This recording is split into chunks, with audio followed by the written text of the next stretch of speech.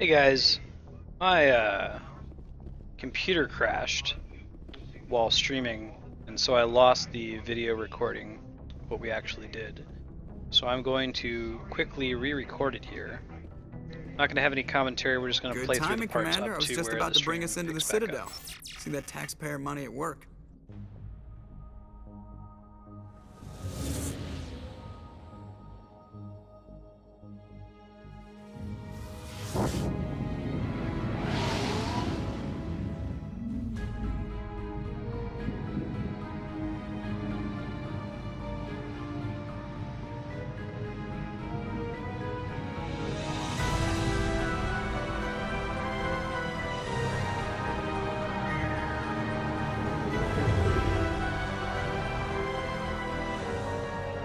Look at the size of that ship.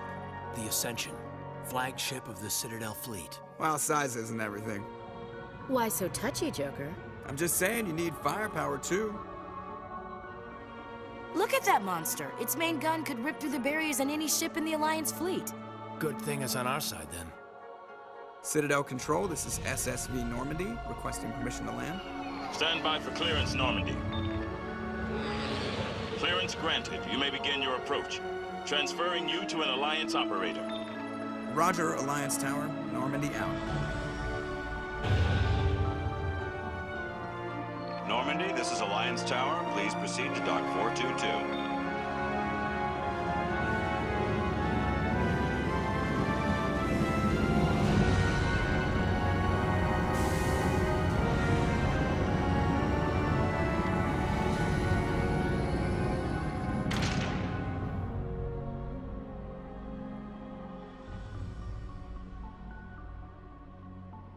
This is an outrage!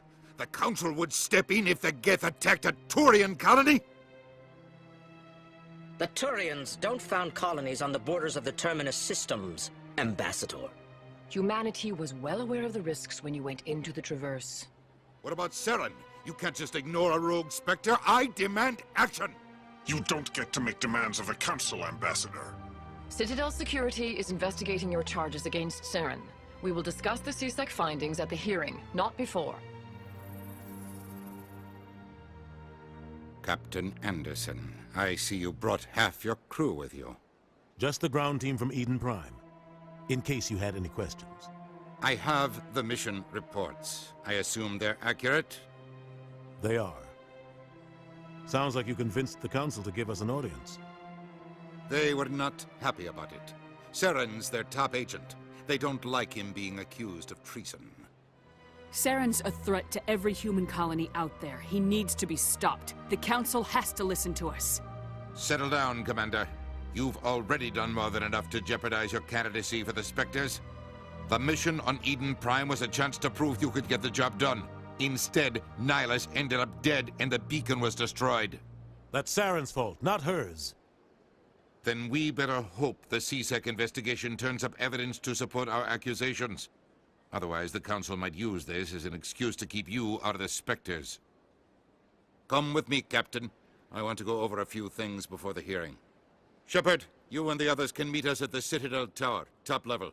I'll make sure you have clearance to get in.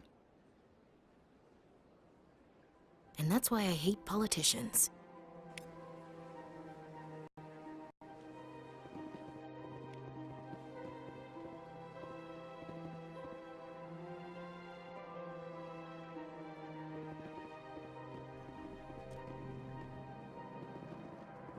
So I did decrypt that in the main playthrough. There's a quest that you unlock. It's pretty cool. We're gonna do later on. Basically, we found a transmission from deep space that we're gonna follow up on. I would do it again on this playthrough, but the way I'm recording it right now, I have about a 2-second input delay, so I can use that to talk to people, but can't quite do Simon Says minigames. Human, it is always good to see your kind. I am Ambassador Kalen. Genuine query.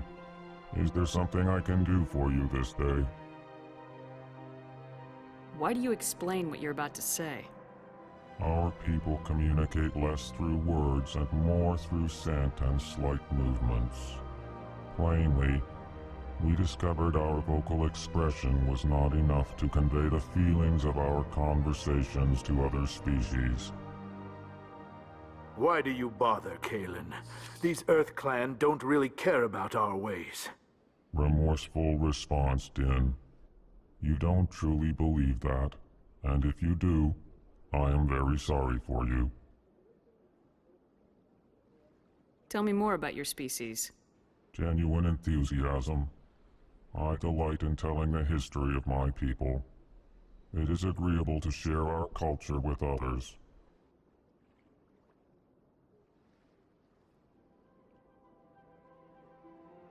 Tell me about the history and origins of the Elcor. The Elcor were just beginning to explore Council space when the Asari first made contact with us. With their help, we discovered the relay closest to our system, and from there the Citadel. Proudly, within one lifetime we established a regular route to the Citadel, and quickly became one of the more active species living on this great station. I'd like to know more about the culture of the Elcor. Frankly, we Elcor prefer the safety and familiarity of our own colonies to the confines of space travel. Our society is built on small, tight-knit groups, though we are always welcoming to outsiders. Our government tends to be very stable. Our people are not very comfortable with sudden changes.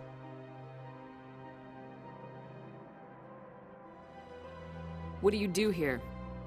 Modestly, I work to bring the problems and the requests of the Elcor groups to the attention of the Council.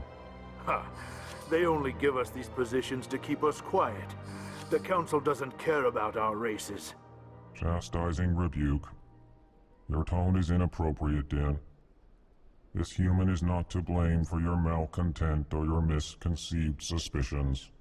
When you guys see my lips moving while I'm on mute over here, this message is unique to you, oh YouTube viewer. People who actually watch me on stream didn't hear this. Whenever my wife Goodbye, burps, Ambassador. I respond, Sincere "You're a beautiful farewell. treasure," and that's what I'm saying when Good you see my day to lips you, moving. human. He's burping a lot. Enjoy your time on the Citadel. Thank you for watching on YouTube. Hope you're enjoying it. Earth Clan, you are in the wrong place, I think.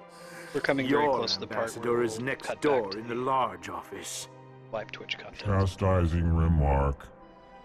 Don't be so rude, Din. At least introduce yourself. I am Din Korlak, Volus Ambassador. Is there something I can do for you, Earth Clan? What is this place?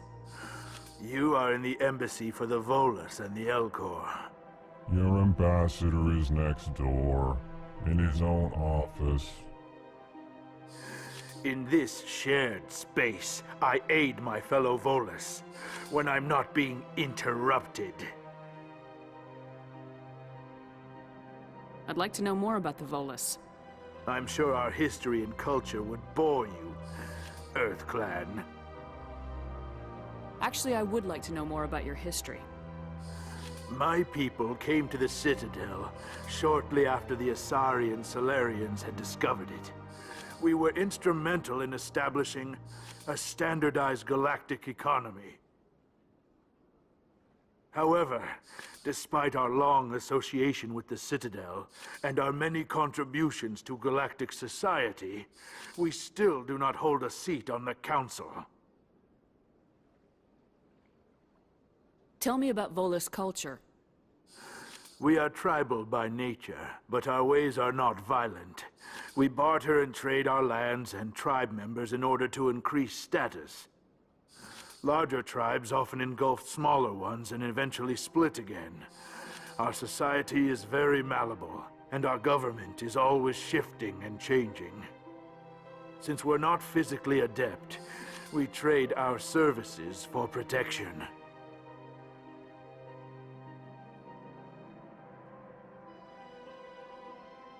What is it you do here? I look out for the best interests of the Volus people. No easy task considering how often we are overlooked by the Council. Chastising rebuke, Din. The Council favors your species greatly. You are naive.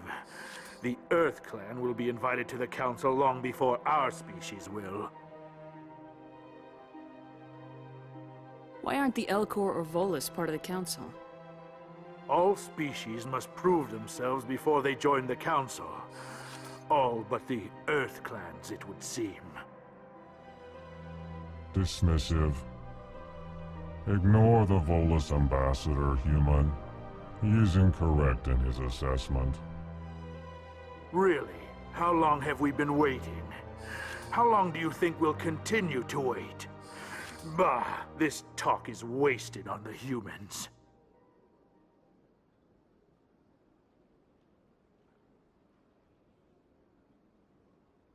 You seem to have a bit of a chip on your shoulder, Din. You humans are new to the Citadel, and yet the Council has granted you great favor. Chastising rebuke, Din. Your species has always been granted many concessions. Volus territory has expanded tenfold since coming to the Citadel. Details. We still have no real say in the decisions that affect Citadel space. Goodbye, Ambassador. Yes, yes. Good day, Earth Clan. Hello there, human. Sincere apology, but I am here on business and cannot be distracted right now. You seem distressed. Is there something I can do to help? Alarmed response. You overheard that, did you? This is all going so wrong, and it is the Asari consort's fault. She's the one who started all this. Who's this Asari consort? Curious, you have not heard. You must be new to the Citadel. Everyone knows Sha'ira, the consort. I cannot speak more about this problem. It is too sensitive. Suffice it to say, she has compromised my authority as a diplomat. Where can I find this Asari consort? She is across the bridge from here. Her offices are easy enough to spot. Good day, human. So it's about to get real weird. We're about to travel backwards in time to when I was actually streaming live, moments after my cat broke my computer, deleting the video that I just re-recorded for you, YouTube viewer. So you're going to see I'm going to be wearing glasses, the positioning of things behind me is going to be a little different, it's going to be crazy, but other than that, we're just going to pick up where we just left off story-wise. So, see you on Twitch. Thanks. Cool. Thanks, guys, for your patience. That was kind of shitty. We lost about 10 minutes of Mass Effect time. I might run over 10 minutes late since we were going to go over on Final Fantasy VII anyway, to make up the time. Alright, so we got some new codex entries. Let's go ahead and listen to those. The Elcor are a Citadel species native to the high-gravity world Dakuna. They are massive creatures, standing on 4 muscular legs for increased stability. Elcor move slowly, an evolved response to an environment where a fall can be lethal. This has colored their psychology, making them deliberate and conservative. Elcor's speech is ponderous and monotone. Among themselves, scent, slight movements, and sub-vocalized infrasound convey shades of meaning that make a human smile seem as subtle as a fireworks display. Since their subtlety can lead to misunderstandings with other species, the Elcor often go out of their way to clarify when they are being sarcastic, amused, or angry. Dakuna's high gravity impedes mountain formation. Most of the world consists of flat, open plains, which prehistoric Elcor wandered across in small family bands. Modern Elcor still prefer open sky, and can become restless and uncomfortable on long starship journeys. It's hard, Kami. Especially with Mass Effect, like, I just want to keep going, but no, I gotta stick to schedule. Because, like, it would be irritating, right, if there was a TV show that you really like. Maybe you're watching Game of Thrones, you're like, okay, I'll set aside an hour for Game of Thrones. I know when it's going to be on, and it just, like, kept going after you thought it was going to be done for, like, the next episode, and then didn't air the next time. You just missed a part of it and you couldn't see it again. I think it's good to keep the schedule. It's tough, though. The Volus are a member species of the Citadel with their own embassy, but they are also a client race of the Turians. Centuries ago, they were voluntarily absorbed into the hierarchy, effectively trading their mercantile prowess for Turian military protection. Erun, their homeworld, lies far beyond the normal life zone of its star.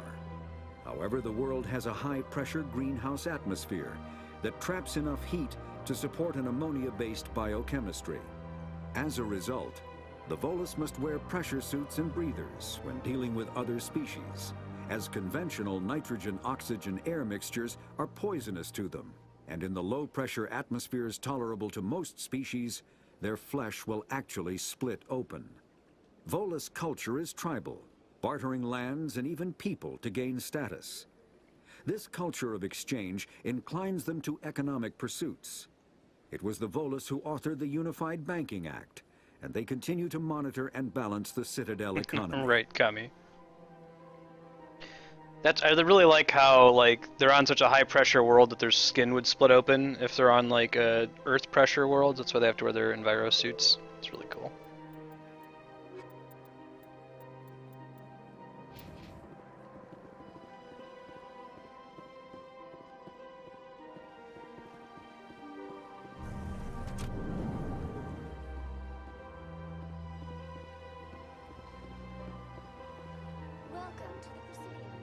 Good day, Commander. The human ambassador is up the stairs, first room on the right. This is the Asari. We're gonna learn You more know about who them I soon. am?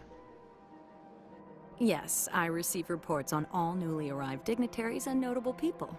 What is this place? This is the Presidium. More specifically, you are at the Citadel embassies. If you have more questions, please access Avina. What's that? Oh, Avina is the virtual guide for the Citadel. Feel free to access the terminal yourself. What's your name? What do you do here? My name is Saphiria. I'm the administrative assistant for the embassies. You seem to be distracted. The embassies are the hub of all Citadel politics. When you represent trillions of citizens, it tends to get a little busy. I should be going now.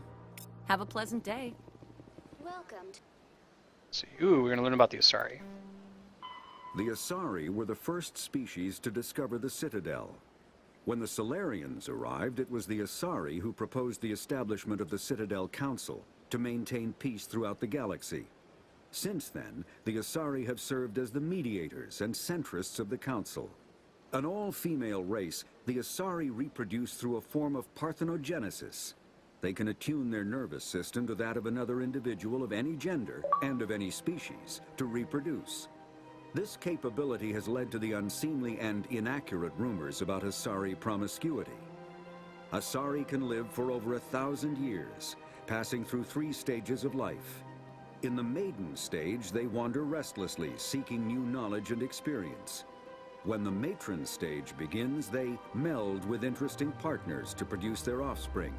This ends when they reach the matriarch stage, where they assume the roles of leaders and So counselors. TLDR, the Asari are extremely long-lived. They're like the elves of this setting. They live to be like 1,000 years old, so they have very long-reaching political ambitions. Unlike humans that only live for 100 years, and later the Solarians, they live for an even shorter amount of time. They are not asexual. They do reproduce with other people, but they can be of any gender and any race. They basically borrow some of their genetic material to reproduce. And they are all female. Look, another one.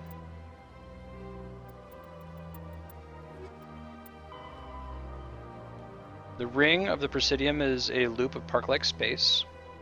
Embassies everywhere. There's open-air restaurants. The sky is holographic. It simulates day-to-day light. Most people aren't allowed on the Presidium ring. We are, because we're special military folks. There's a tower in the center where the council actually works. And there's a dock. The council to evacuate in an emergency. Allow me to be your guide. Greetings and welcome to the Presidium. My name is Avina, and I am pleased to be your virtual guide throughout this level of the Citadel space station. That's correct, Kami. They're always completely Asari, too. They're not like xenomorphs. They don't make, like, you know, half human babies or half Turian babies, or half Krogan babies. So are you a person or a program? I am a fully interactive virtual intelligence. programmed to provide spontaneous guidance at predetermined locations of interest throughout this level of the Citadel. I may also be contacted through any of the Presidium VI terminals, should you require So the game makes a distinction between VI, virtual intelligence, and AI, artificial intelligence. An AI has the capacity, is like a sapient being. It has the capacity for free will. Notably, the Geth are not true AI. They are VI, but there are so many of them networked together that they started to evolve intelligence. So people are even a little nervous about VIs. Give me the tour. You are standing at Presidium Tourism Terminal 1. On either side of this lobby are the embassies of the various Citadel races, along with CSEC headquarters. On the far end of this level, you can see the Citadel Tower, where the Council meets regularly to discuss matters of interstellar importance.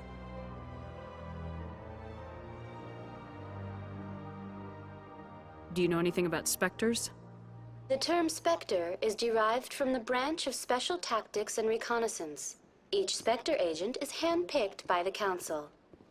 Their primary role is preserving galactic stability and resolving volatile situations that cannot be handled through normal political channels. In this role, they are granted extraterritorial rights and jurisdictions. Spectres answer to no law or authority except the Council itself.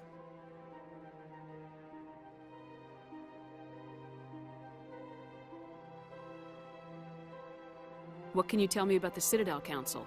Originally, the Council consisted of representatives from the Asari and Solarians, the two dominant species in Citadel space. Roughly 1,304 galactic standard years ago, Turians were invited to join the Council in recognition of the role they played during the Krogan Rebellion.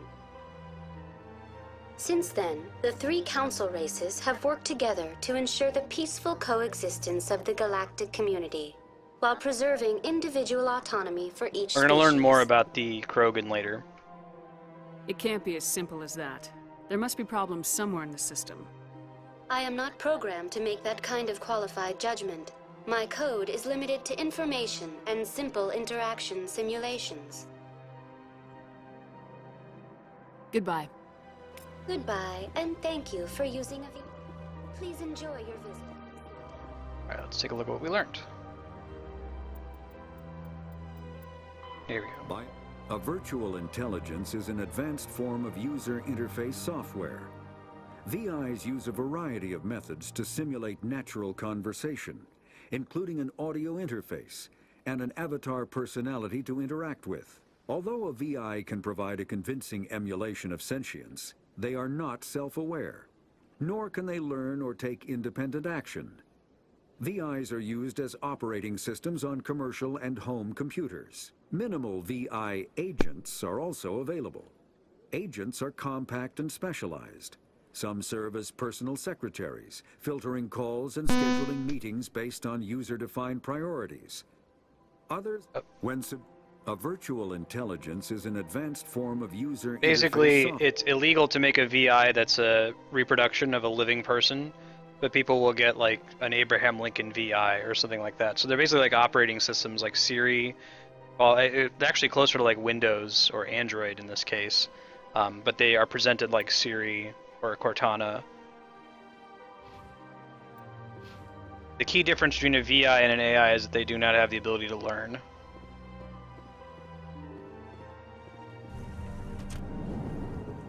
Just like no one's worried about Windows XP becoming sentient.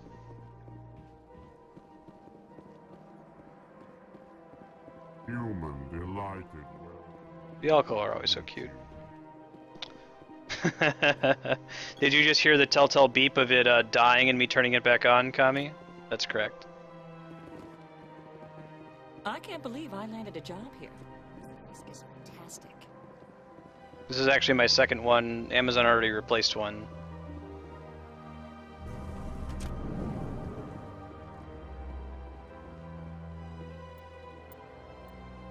No, the first one was dying like every 10 minutes or so.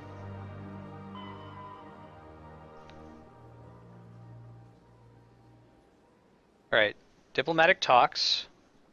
These Citadel conventions are like the Geneva conventions in the wake of the Krogan rebellions. We don't allow weapons of mass destructions. A bomb that produces a crater is not a WMD, but something that has nuclear winter is.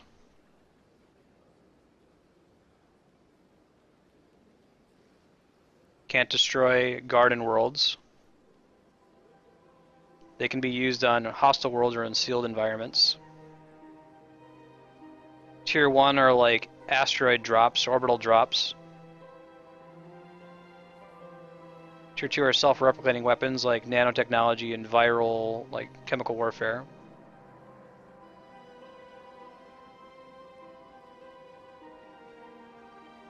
Nuclear and antimatter warheads.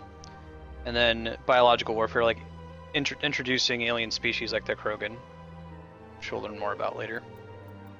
Yeah, I feel like I should have the wired version. It's kind of convenient to get up and be able to continue talking when I'm like going to get something to drink and that sort of a thing, but...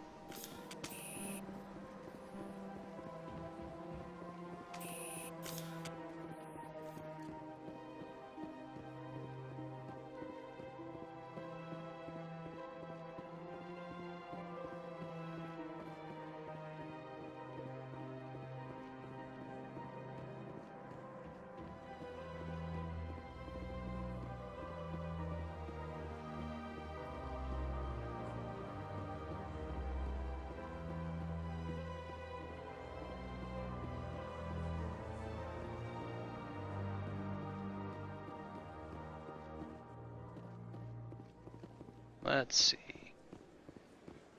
Who do we got?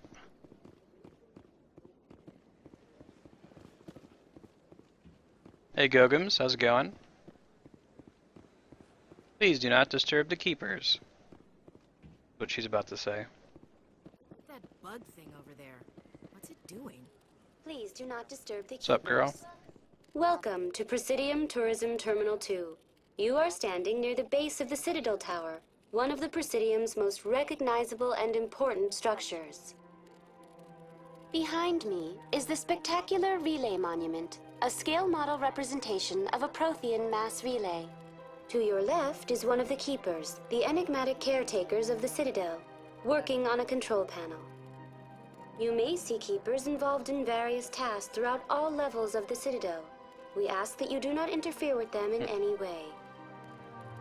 The Keepers are essential to the smooth operation of the Citadel. Obstructing their daily work will result in harsh penalties, including incarceration and rehabilitation. Tell me more about all that stuff. Let's hear about the Keepers first. I'd like to know more about the Keepers. Little is known about these peaceful servants of the Citadel, though they are essential to the operation and maintenance of the entire station. Citadel regulations protect the Keepers against interference during the performance of their tasks. Failure to comply will result in harsh penalties. Keepers can be seen in all sections of the Citadel, but are typically found in and around the tower. Any particular reason there are so many Keepers in this area? The Keepers do not communicate with other species. It is assumed, however, that the tower houses the Citadel's primary control systems. Many of the station's systems, such as navigation and life support, function automatically. It is believed the Keepers operate those systems from inside the tower's inaccessible core. The Keepers also make frequent appearances in the council chamber itself, though they appear to be just passing through on their way to some other destination. Tell me about the Citadel Tower. Housing both the council chambers and Citadel control, the tower is one of the most important buildings on the station. Access to these areas is restricted to those with the appropriate clearance. What happens in Citadel Control? Citadel Control handles all incoming and outbound transit. Every ship within 2,000 kilometers of the Citadel is under the jurisdiction of Citadel Control. At peak capacity, they are responsible for monitoring upwards of 1,000 vessels. I'd like to hear more about the council chambers. The business of the Council, which often has far-reaching effects on the galactic community, is conducted in a room at the apex of the Citadel Tower. The council chambers themselves are truly a magnificent sight to behold, though few get to experience the view in person. Typically, only the councilors, ambassadors, and high-ranking officials, along with various support staff, are allowed access. What if someone has business with the council? The average citizen must go through the proper channels if they wish an audience with the council. This is usually arranged through their respective ambassadors. Even then, few are given access to the actual council chambers.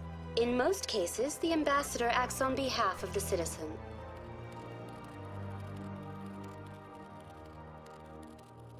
Tell me more about the relay monument.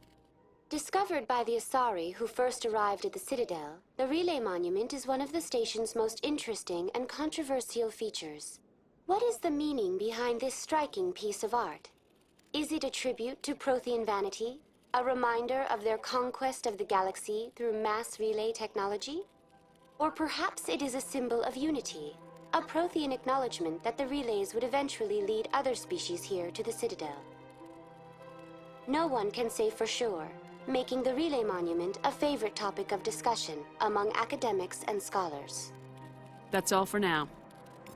Thank you for using That particular bit of text about the Relay Monument is extremely interesting, without spoiling anything about this game. So here's some more interesting text here. Anyone else hear that low hum? Sounds like it's coming from that statue. Makes my teeth. It's a miniature mass relay statue. Alright, let's see. We get the codex. When the Asari discovered the Citadel, they also discovered the Keepers, a docile, multi-limbed insect race that seemingly exists only to maintain and repair the great Prothean station. Early attempts to communicate with or study the Keepers were failures, and it is now illegal to interfere with or impede Keeper activity. Because they are completely non-threatening, Keepers have become virtually invisible to everyone else. Similarly, they seem indifferent to other species, except for their tendency to help new arrivals integrate themselves into the Citadel. No matter how many Keepers die due to old age, violence, or accident, they maintain a constant number. No one has discovered the source of new Keepers, but some hypothesize they are genetic constructs. Biological androids created somewhere deep in the inaccessible core of the Citadel itself. We got another one. Let's see the one. Analogy.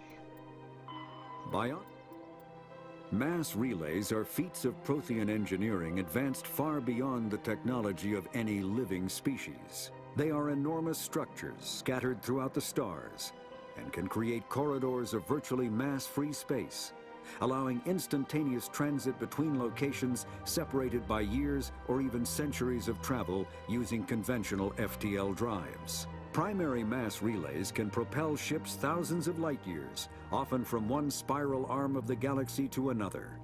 However, they have fixed one-to-one connections. A primary relay connects to one other primary relay and nowhere else. Secondary relays can only propel ships across a few hundred light years. However, they are omnidirectional. A secondary relay can send a ship to any other relay within its limited range. There are many dormant primary relays whose corresponding twins have not yet been located. These are left inactive until their partner is charted, as established civilizations are unwilling to blindly open a passage that might connect them to a hostile species. There you go. Mass relays are cool. They're made by the Protheans. Most of them, the big ones, are one-to-one. There's a couple secondary relays that are omnidirectional that can shoot you into several different smaller relays, but not very far. And that's how society functions now.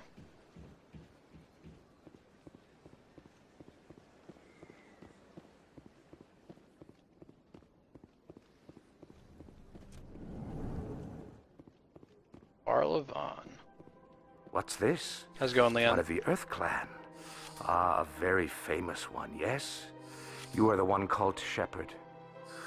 It is a great honor to welcome the heroes of the Blitz. You've got me at a disadvantage here. Forgive me, Earth Clan. My name is Barlavon. My job makes it necessary for me to keep informed. I am a financial advisor to many important clients here on the Citadel. When someone as important as yourself arrives on the station, I take notice. Tell me more about your job. Galactic finance is incredibly complex. A mix of laws and regulations from dozens of interstellar economies.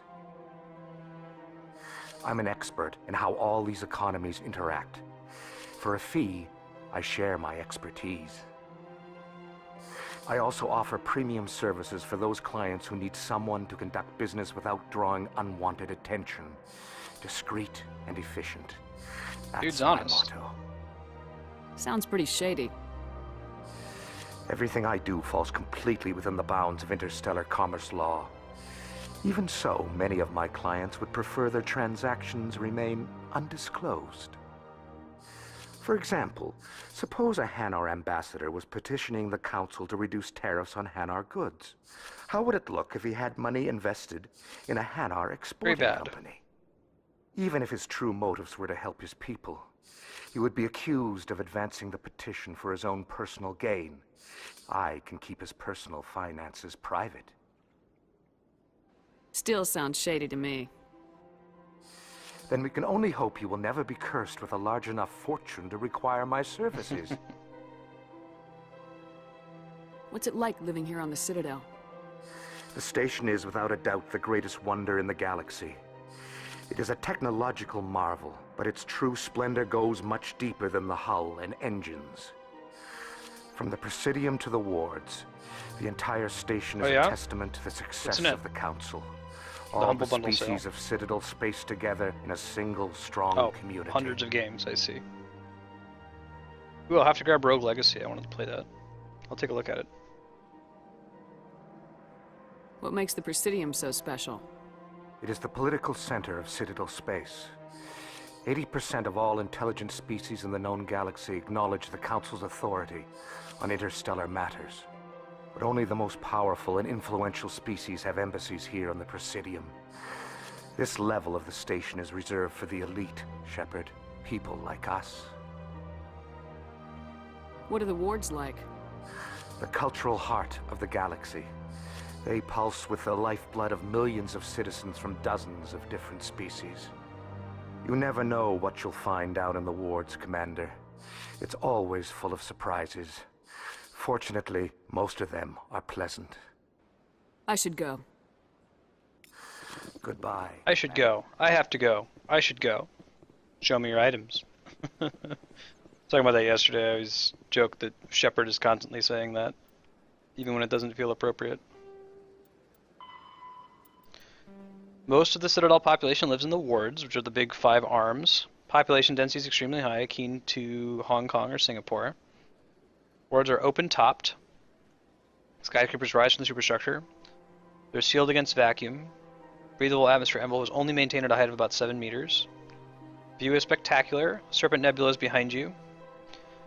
It's constantly being rebuilt upon, upgraded. Credits are what are used for money. Has a floating exchange rate, sort of like the dollar. Almost everything is an electronic fund transfer.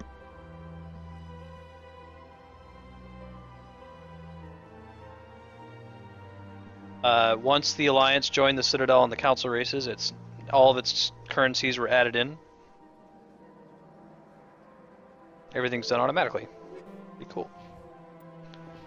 Let me make sure got all the points I can in Charm. Okay, good. Let's see, I kind of want to get sniper rifle upgrade. Yeah, but I want the one that makes it more accurate. I guess just points in sniper rifle makes it more accurate. Maybe we should focus on getting barrier next.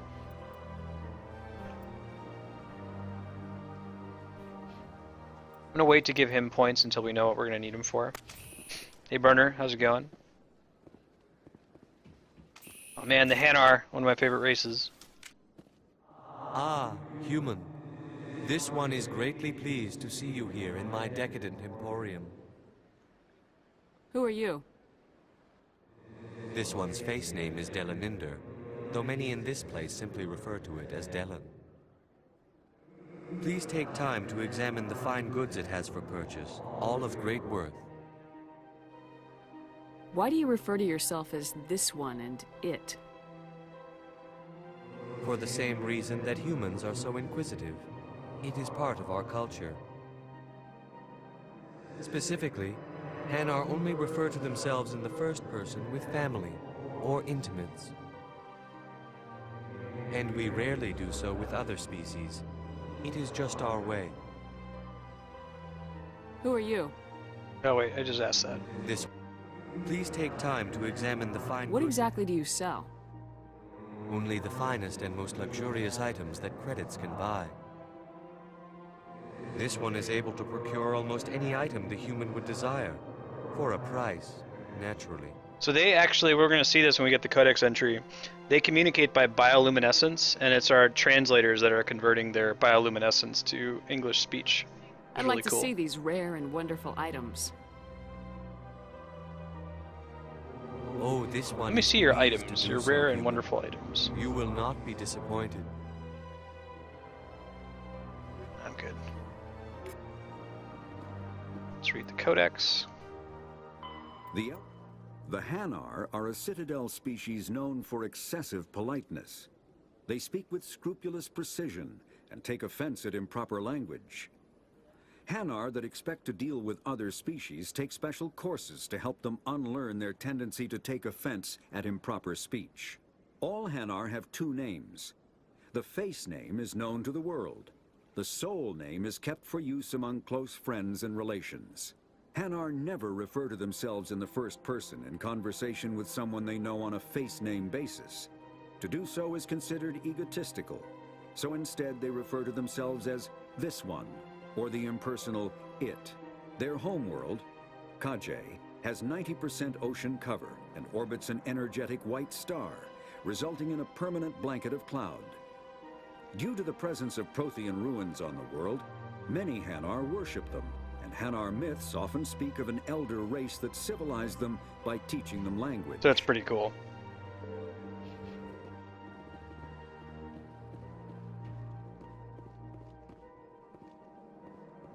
See, Hanar have a lot of different shapes and sizes in these games. This place is hiding something. That's great, Ashley. Thanks for the feedback. Rightly on space jellyfish. Ooh.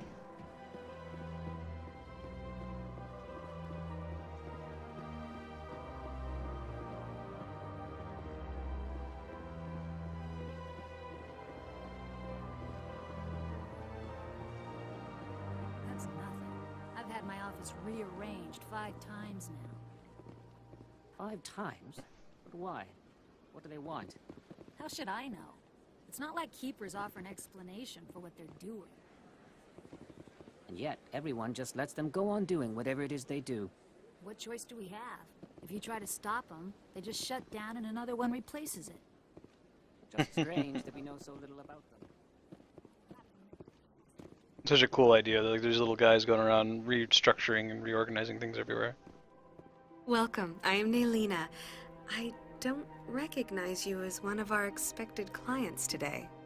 Would you like me to see when the consort will be able to meet with you? Can't I just go in? I'm afraid not. Yeah, you must understand there are many who seek the consort services. But if you wish to leave your name, she'll make every effort to meet with you. What is the consort? What does she do? I think they screwed that up. Difficult Not to really explain. looking in the right area. She's many things to many people, and something different for each. Some seek her for advice, some for entertainment, others still for pleasure. Most of the time, our clients won't realize what they were seeking until after she has provided it for them. You make her sound like some kind of oracle. No, not in the usual sense. She's merely a woman with remarkable compassion and a generous spirit. I suggest you make an appointment and see for yourself. What do you do here, Naylina? I'm one of the consort's acolytes. Many of the people here today will not see the consort, but they expect to be attended to just the same. It's our job to ensure that they leave contented. What exactly do you attend to? Well, each acolyte has her unique abilities. Some soothe with song, others with conversation. As much as possible, we seek to match the needs of our clients to the skills of our acolytes. My specialty is touch. My fingertips can find every tension point in your body and relieve it. I'd like to try out your services. Excellent. I'll add you to our client list. We should be able to see you in 3 or 4 months. Nobody's worth that much of a wait. Well, that's not for me to judge. I have your name and you'll be contacted. Is there anything else? I think I'm done here. Oh, well, I hope you'll return again in the future. We always enjoy seeing new clients. Nalina. Yes, Shaira? Send the commander up to see me. I wish to speak with her. Yes, of course, mistress. This whole consort thing doesn't really go. I mean, not a spoiler to say that they make it seem kind of important in Mass Effect 1, and it really isn't. The consort has taken notice of you. Maybe it's just She'd pointing like out to that the meet with you Asari now. are all over the place. Like, some of them are just very influential. Where do I go? Just head upstairs. She'll be waiting for you. I see even the humans find the consort irresistible. Welcome. It is a pleasure. So there's a funny conversation that we'll find in Mass Effect 2. This isn't a spoiler, it's just a little flavor thing. There's like a bachelor party where there's these 3 people talking. It's like a human, a Solarian, and a Turian. And they're each talking about how the Asari look exactly like their race. So some people theorize like maybe the Asari are doing some kind of mental trick to make people think that they look human, or Turian, or Solarian.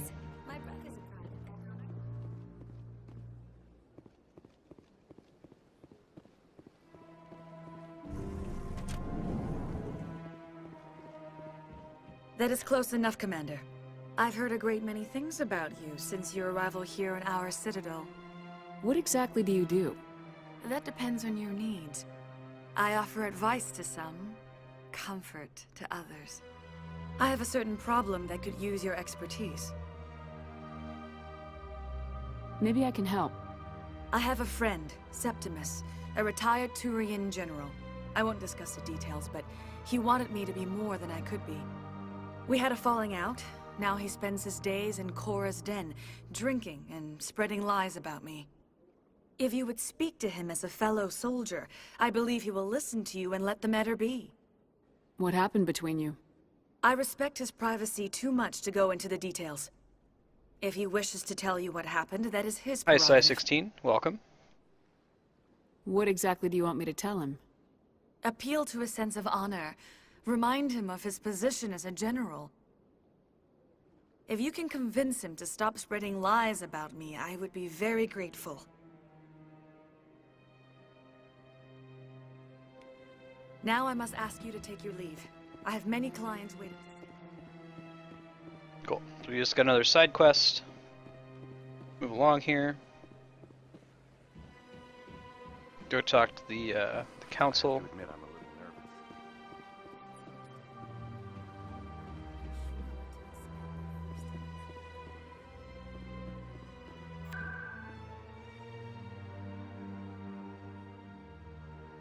Talk to just about everybody else so far.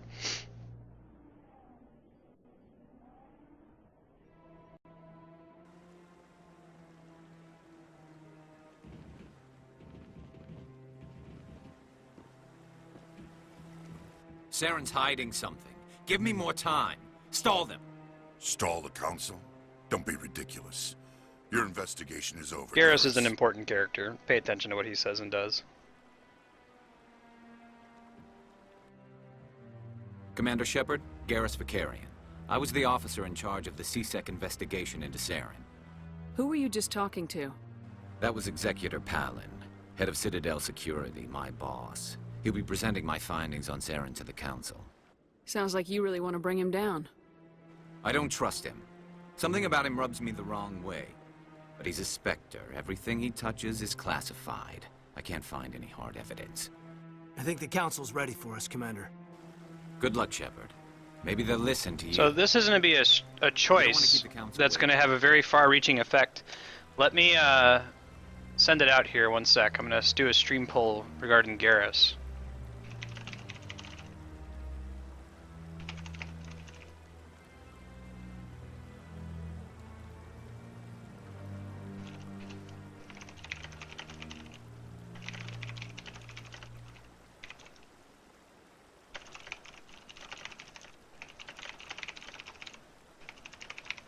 I'm just gonna let this run for 5 minutes or so.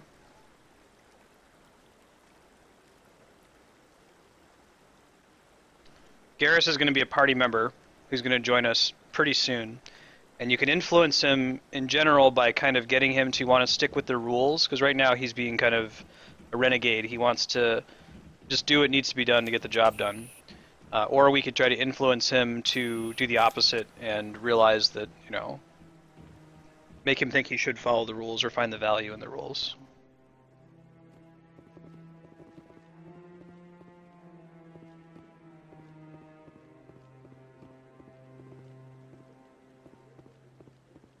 This is going to run for 5 minutes. You have time to think about it.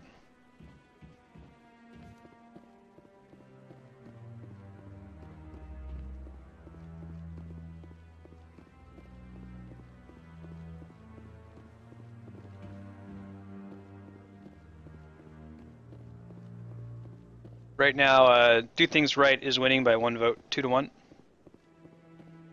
We're a little short on participation. We lost a lot of momentum when, unfortunately, my stream went down about an hour ago, so that's cool. You guys will have just undue influence on the path of Shepard today.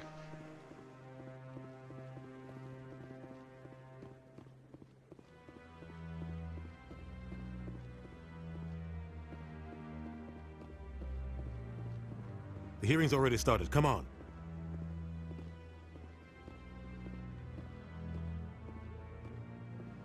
The Geth attack is a matter of some concern, but there is nothing to indicate Saren was involved in any way. The investigation by Citadel security turned up no evidence to I'll check your vote in case you charge can't of get it through, Size. An eyewitness saw him kill Nihilus in cold blood. We've read the Eden Prime reports, Ambassador. The testimony of one traumatized dock worker is hardly compelling proof. I resent these accusations. Nihilus was a fellow Spectre and a friend. That just let you catch him off guard. Captain Anderson, you always seem to be involved when humanity makes false charges against me. And this must be your protege, Commander Shepard. The one who let the beacon get destroyed. Fight me, Saren. I've actually read all the Mass Effect books. The first one is about Saren and Captain Anderson's adventures before the start of Mass Effect 1. The mission to Eden Prime was top secret. The only way you could know about the beacon was if you were there. With Nihilus gone, his files passed on to me. I read the Eden Prime report. I was unimpressed. But what can you expect from a human? Saren despises humanity. That's why he attacked Eden Prime.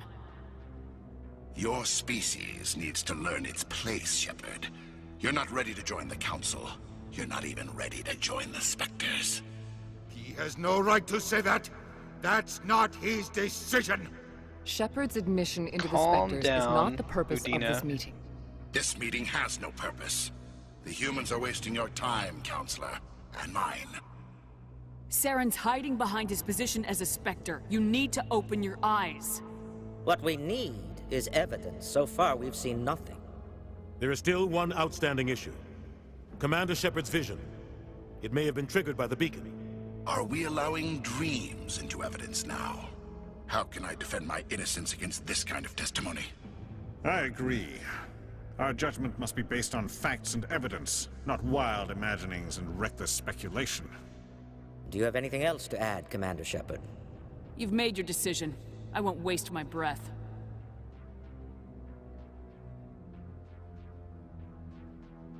The Council has found no evidence of any connection between Saren and the Geth.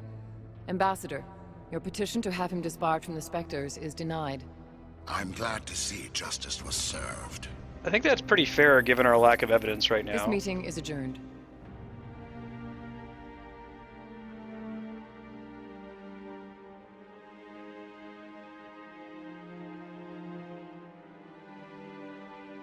They have no real reason to just trust us. It was a mistake bringing you into that hearing, Captain.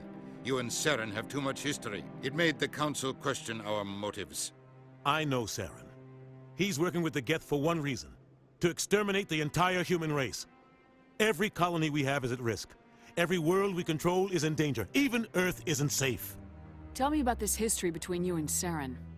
I worked with him on a mission a long time ago. Things went bad. Real bad.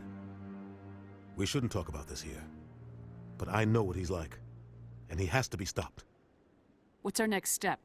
As a Spectre, he's virtually untouchable. We need to find some way to expose him. What about Garrus, that CSEC investigator? We saw him arguing with the Executor.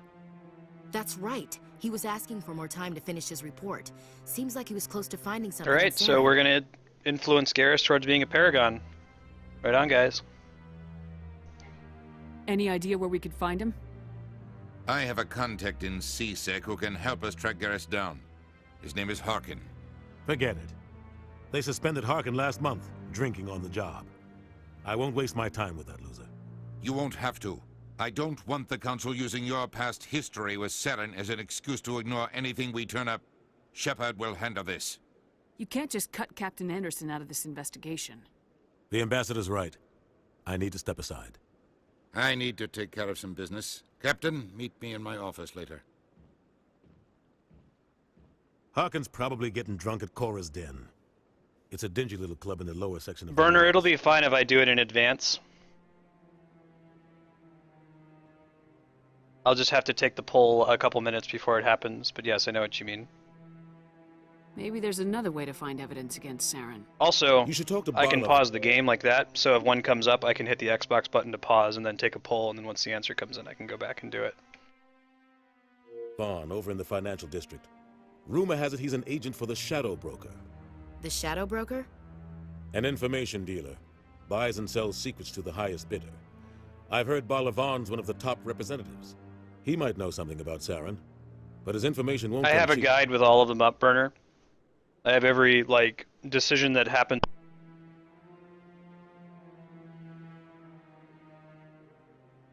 Sorry about my headset. I have every decision between those two games that carries over.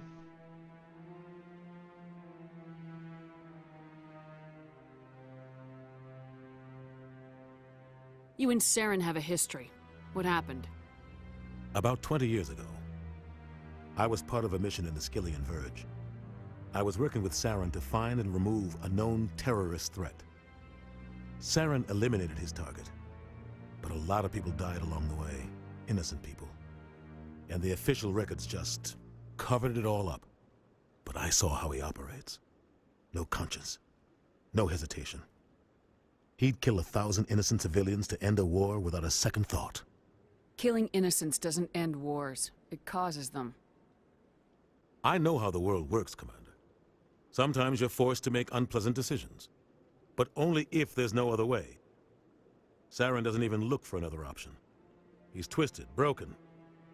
He likes the violence, the killing. And he knows how to cover his tracks. Our ambassador doesn't seem to get along with the Council. He's just frustrated.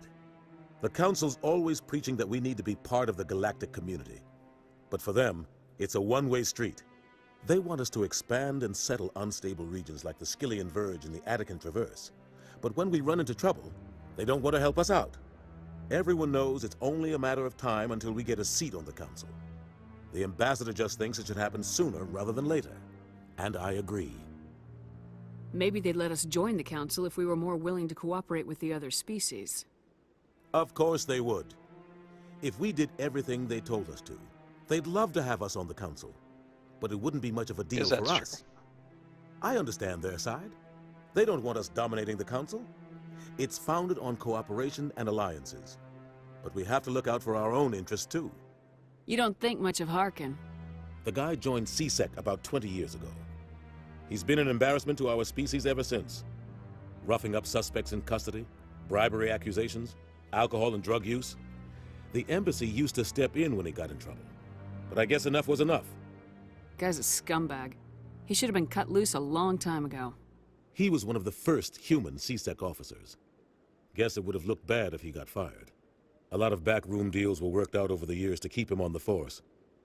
Politics is a dirty business sometimes, but it looks like his time's run out. We've got enough humans in CSEC now to stop protecting him. I want to know more about the Spectres. They're not your typical government agency. They tend to work alone, behind the scenes. They take care of problems the Council can't. It's not easy preserving peace across an entire galaxy. The Council prefers to use diplomacy and negotiation. But sometimes more extreme measures Hey, are needed. Fuggy, how's it going? How do they decide who becomes a Spectre? You can't just apply to join. There's no training program. Spectres aren't made. They're born. The Council's always looking for exceptional individuals. People who can get the job done, like you. They've been watching you for years. They see something in you. They want you on their side. Nihilus was supposed to give them a final recommendation, but with him gone, things are still up in the air. What's their command structure like? There is no command structure. Each Spectre answers directly to the Council. Sometimes they're sent on specific missions. Other times, they act on their own. They tend to operate outside the law, do whatever it takes to accomplish their goals. The Council just turns a blind eye. Spectres have a lot of power, Shepard. They sound like shadow operatives. Pretty much. Everything about them is classified. We don't even know how many there are. The latest Alliance estimate puts their numbers under 100. But the Council couldn't do its job without them. They're the Citadel's top agents, the last line of defense, the final option before open war. The entire galaxy respects and fears them. If a Spectre shows up, you know something big is about to happen.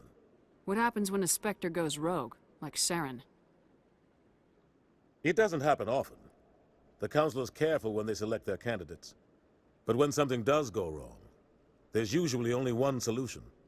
Send another Spectre to bring the rogue agent down.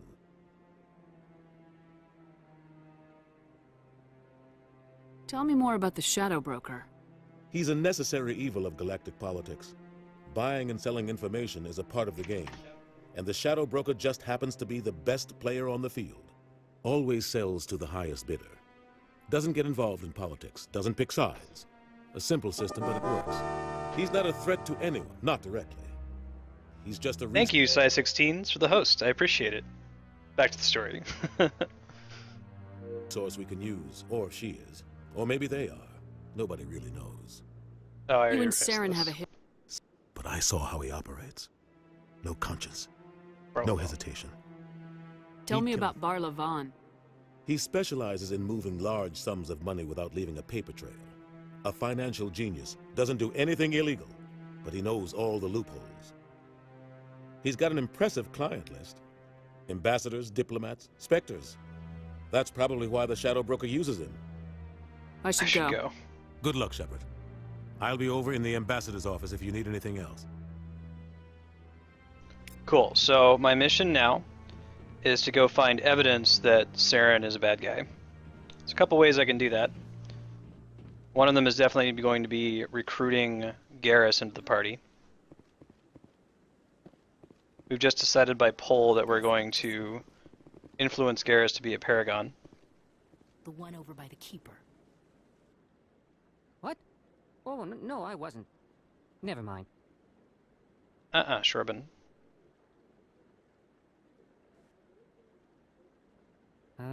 Yes, is We there learned something it's you want? illegal to interfere with the Keepers. Why are you so interested in the Keepers? Keepers? I've got no interest in the Keep... Don't get coy. I know what I saw. I'm not so sure I should be talking to you about this. We're just talking. Is there something wrong with that? No. I guess it wouldn't hurt to tell you. I'm using a small scanner to gather readings on the Keepers. So far I've had mixed results. I find it difficult to get near the creatures. Thank you, Psi-16s. Yeah, you know, I've had, when my wife played it, she was like, do I really have to read all the codexes? I'm like, yes, it's part of what makes the game so awesome. Why were you being so Talk to secretive everybody. about it, though? Well, technically we're not supposed to disturb the Keepers. I don't really think my scanning disturbs them, but the authorities might disagree. I'd like to do it more openly, but it's not really worth getting arrested over. I could help you out. I'm not worried about the authorities. I don't even know who you are. I'm Commander Shepard with the Alliance military. Well, I suppose I could use the help. You'll need this. It's the scanning device I developed. Activate it each time you see a Keeper. All collected data will automatically upload to my database. I'll even send a few credits your way for each unique scan. What are you doing with the data once you've scanned it? Trying to learn whatever I can about the Keepers. We see them working everywhere, yet we know so little about them. I'm a scientist. I want to know what makes them tick. I should get going then. Yes, I have much work myself. So long, and good luck with the scanning. So, whether or not you scan the Keepers does carry over into Mass Effect 2, without spoiling what carries over and what that means. In general, if a decision would be either, don't do it so nothing carries over, or do it and have something carry over, I'm going to tend to prefer the latter and not bother with a pull. So, like, if the option would be just turn down the quest, I'm not going to turn down the quest. I'll go ahead and take it so we can see what happens in the next one. It would only be if there are two interesting outcomes that I'll pull stream, like we did with influencing Garrus as a Renegade or a Paragon. That changes several of his missions in both 2 and 3. If you have never played Mass Effect before, I ask that you avert your eyes, tab out of the screen real quick. This is kind of a neat little Easter egg for people who have played Mass Effect 1 at least before. I'll tell you when you can look back again. So tune out now, switch tabs if you haven't played it. And for those of you who have played it, check out the map.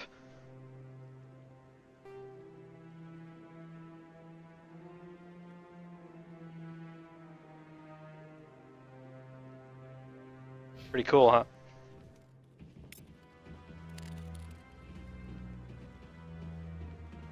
Yep, there's 21. I should probably keep track. You don't need to find all of them for it to carry over to Mass Effect 2. Oh, and you can look back on the tab now.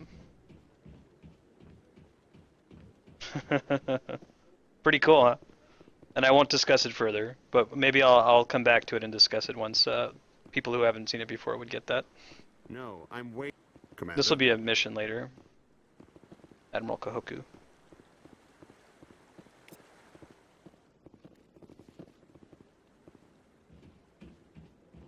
I think we have some new codex entries. Let me take a look. Yeah. Solarians. The second species to join the Citadel, the Solarians are warm-blooded amphibians with a hyperactive metabolism.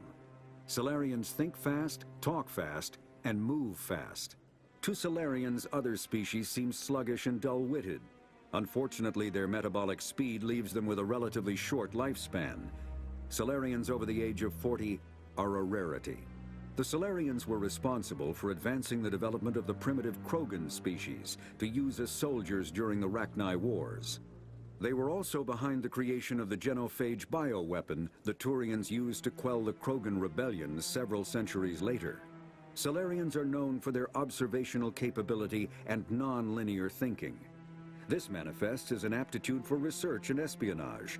They are constantly experimenting and inventing, and it is generally accepted that they always know more than they are letting on. I like the Solarians as a contrast to the Asari, and that they're very short-lived, much more shorter-lived than humans. I like this idea. It's common in mythology too, that like, and even in like fantasy fiction, that mortality is a gift.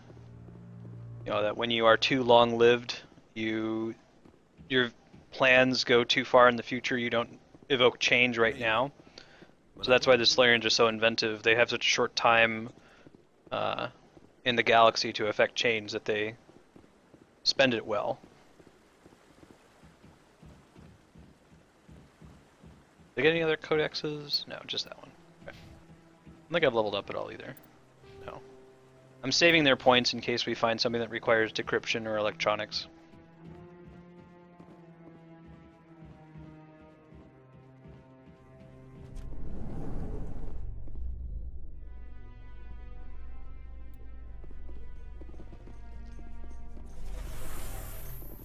We might hear a song from Portal in this elevator. Try to listen.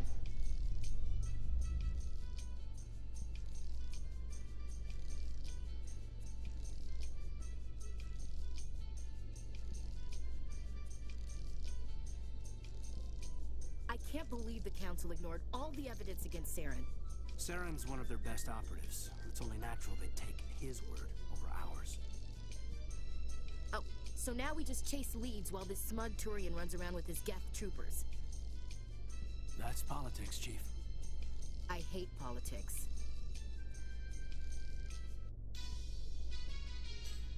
Yeah, this song is from Portal. It plays on a little radio. I think it's just open domain song. Okay, Scott. Hey Bendak, thanks for the follow. It's good to have you. I would like to find the Krogan statue so we can learn about the Krogan rebellions.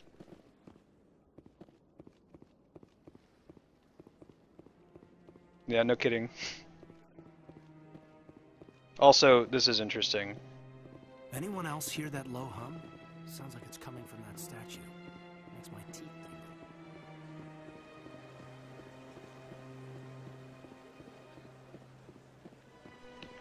Where is the Krogan statue? I have to remember. Might be on the map, actually. See if we can get to it. I stopped just short of it. Oh, there it is. I see it. Oh, it's outside the Hanar shop. I just never talked to the VI nearby. Yeah, so the whole situation with the Krogan, Solarians, and Turians is rather complex, and I'll try to boil it down after we learn about the race here. But it's very important to the entire series. Welcome to Presidium Tourism Terminal 3. Here in the financial district, a number of businesses offer various goods and services to their exclusive clientele. The statue you see before you was commissioned to honor the Krogan soldiers who gave their lives to protect Citadel space during the Rachni Wars. In the aftermath of the Krogan rebellions, several embassies petitioned to have the statue removed. However, this motion was eventually quashed by the Council. Tell me more about the Krogan rebellions. In recognition of their efforts during the Rachni Wars, the Krogan were granted several new colony worlds by the Council. Over the next 400 years, the Krogan species began to expand. Blessed with an extremely high birth rate, their numbers began to swell. Faced with a critical overpopulation crisis, the Krogan started a violent colonization of nearby worlds inhabited by other Council species. The Krogan rebellions had begun. For a full century, the Council and its member species fought to bring the Krogan under control. With the aid of the newly discovered Turian Empire, they were ultimately successful. You needed the Krogan to stop the Rachni, then you needed the Turians to stop the Krogan. So who's gonna stop the Turians? I am sorry, but that question is beyond my programming parameters. The Turians are members of the Citadel Council. They are not a threat to galactic peace. Why did the Council fight so hard to keep the statue? The Krogan were instrumental in saving the galaxy from the Rachni threat. The Council believed this historical fact should not be forgotten. The Council also hoped that preserving the memorial would improve diplomatic relations with the Krogan and bring about a peaceful resolution to the rebellions. Unfortunately, the Krogan refused to negotiate and only surrendered after their population and homeworlds had been ravaged by the Turians. Why did the Council fight so hard to keep the statue? The Krogan were instrumental in...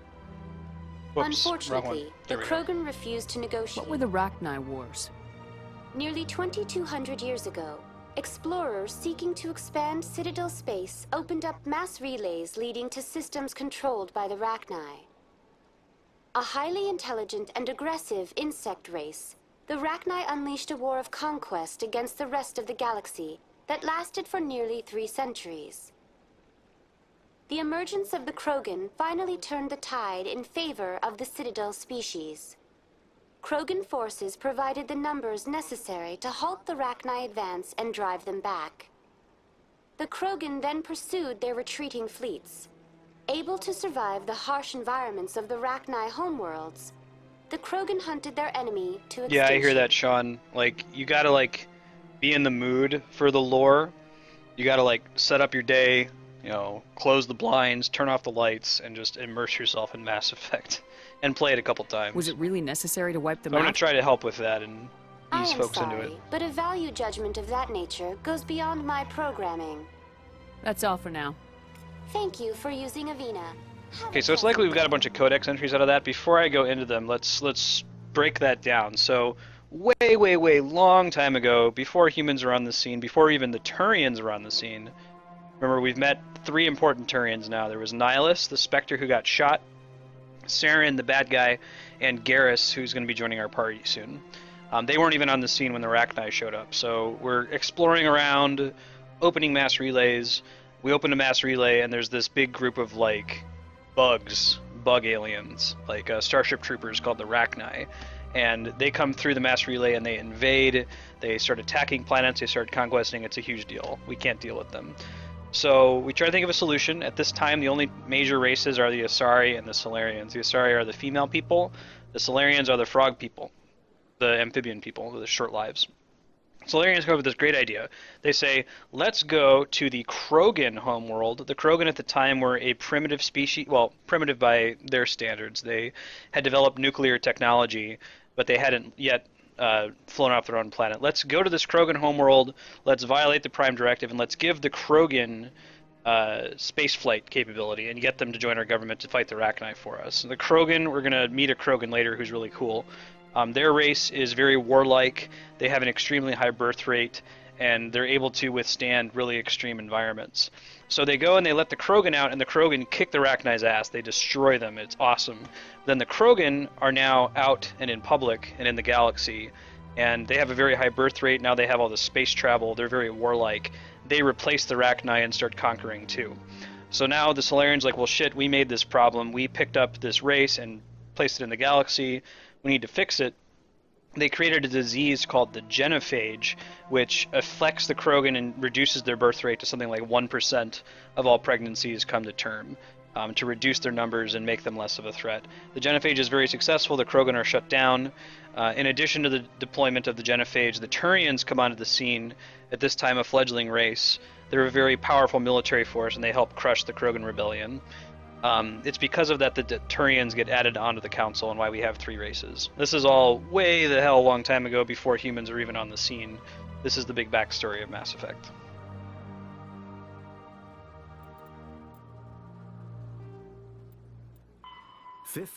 Though now extinct, the Rachni once threatened every species in Citadel space.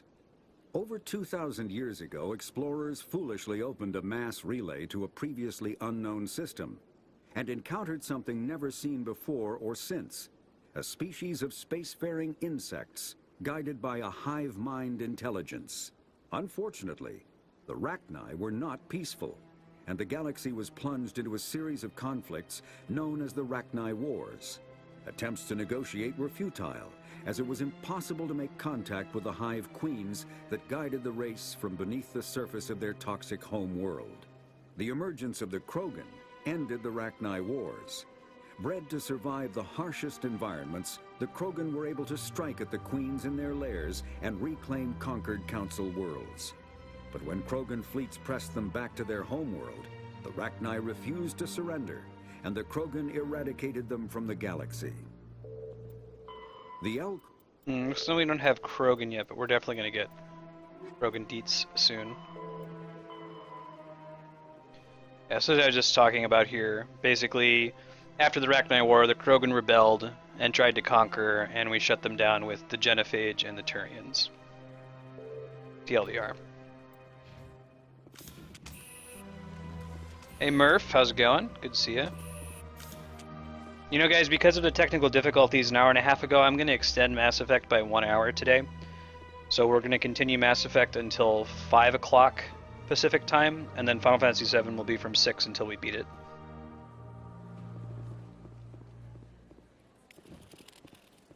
Sure is peaceful here. So peaceful.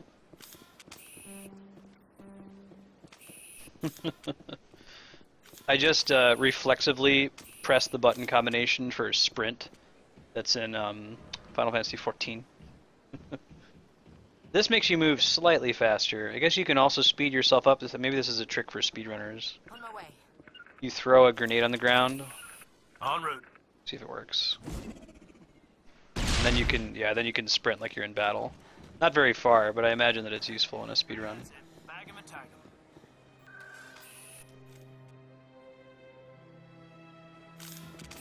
Let's go find CSEC. The wards in general, really.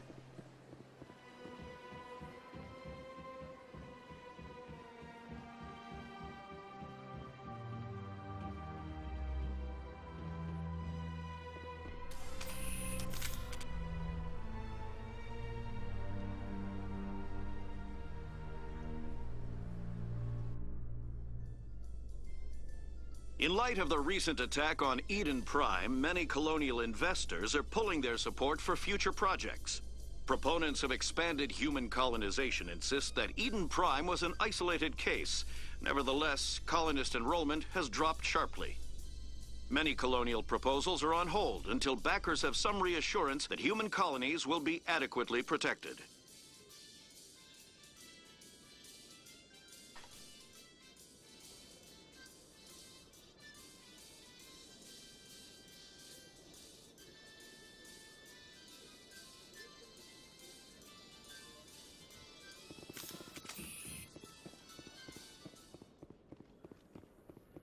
Goes back to the docking bay. We don't want to do that just yet.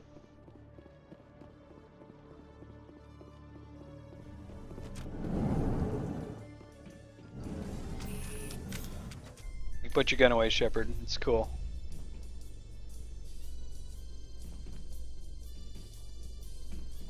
So, Williams, you happy you signed on with Commander Shepard? I'm not sure, Lieutenant. Every time I think I have a handle on things, the Universe Bank's hard to port. Well, don't let anybody know. A big gun and a confident attitude will get you through a lot in life. At least they're being nice to each other.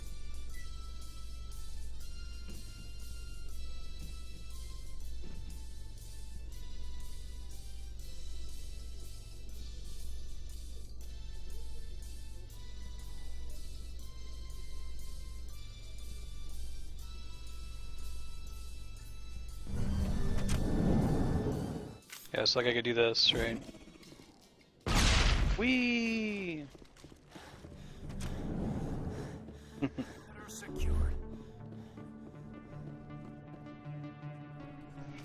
Hey, I know you. You're I feel like the other right? people on the I Normandy was on Mindwar do during lots the of Blitz. things. Saw you on the vids when you got your Part of medal. it's the You saved Normandy's whole colony. Looks like you have new ship. It's new technology, I'm right? sorry, Stealth. I just never thought I'd meet So it someone makes like sense you that in it needs such a person. huge crew. My name's Lang. It's realistic in Officer that Eddie respect. Lang, Citadel Security. It's an honor to meet you, Commander. What are you And doing it's kind of an down here in homage the to Star wards? Trek. Anything Like, I can help what? you There's with? like 50 people on the Enterprise, or hundreds of people on the Enterprise, maybe, and maybe like 4 or 5 people in a shore party. It just doesn't make sense to have everyone go to shore. Why'd you join Citadel Security? I don't know. Seemed like the right thing to do, you know? Maybe it's in my blood. My grandfather was a cop back on Earth. It's kind of what CSEC is. Police for the Citadel. I'm still pretty new at it, but I like it so far. Way more interesting than staying back on Earth. You get to meet all kinds of cool aliens, like those Hanar. Wild.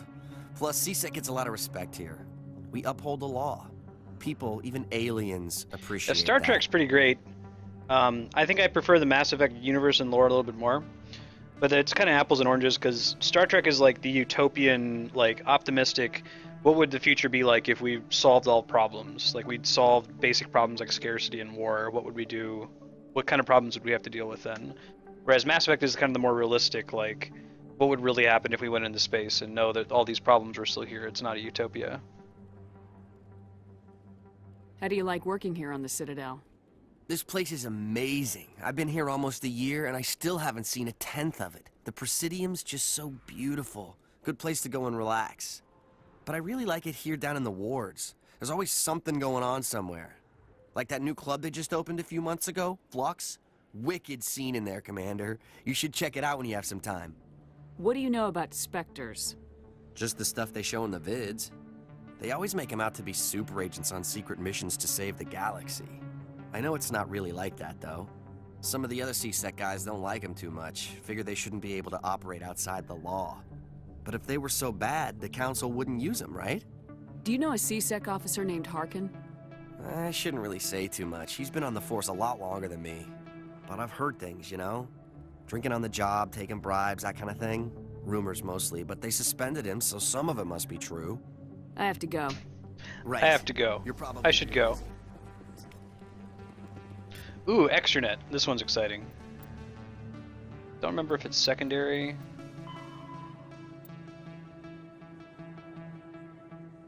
One second, let me see if I got a primary one too. Alright, so the extranet is their version of the internet that's across all the galaxy. But bandwidth is very limited because of the comboes that we learned about yesterday. You know, there's a finite amount of bandwidth available, so councils, inspectors have absolute priority. They can communicate in real time if they absolutely have to. Civilian communication can suffer hours or days of lag if there's war going on. Then bandwidth priority is sold to the highest bidder, so companies tend to win out. Everyone with a computer is guaranteed free and unlimited access to the Galactic Extranet. They are last in line for bandwidth. They have to wait for their request to be processed. I agree, size 16. I buy just about all of this game. Probably the only thing that's kind of iffy for me is the like pseudo telepathy, pseudo mental powers of the Asari. But other than that, I think everything is pretty reasonable.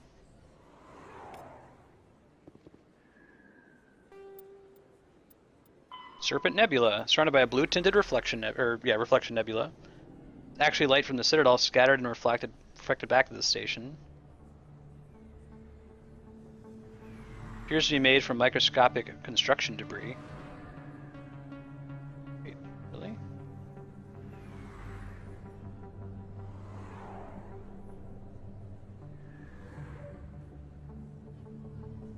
This this part of the codex is super interesting, but I can't tell you why without spoiling the game. So let me just read it. It says, Serpent Nebula is assumed to be made from microscopic construction debris. Prevailing theory holds the Protheans use molecular nanotechnology to manufacture the durable materials used in the Citadel, but unlike other nebulae, Serpent doesn't. Therefore, it must be replenished constantly. So there are a lot of words in there that if you haven't played Mass Effect, you might speculate on why I think that's important. But I don't think I've spoiled anything by saying that I think that's important, but that's super interesting if you've played Mass Effect before. I don't think Garrus is here yet, right? Gotta go talk to Harkin. Let me double check my journal real quick.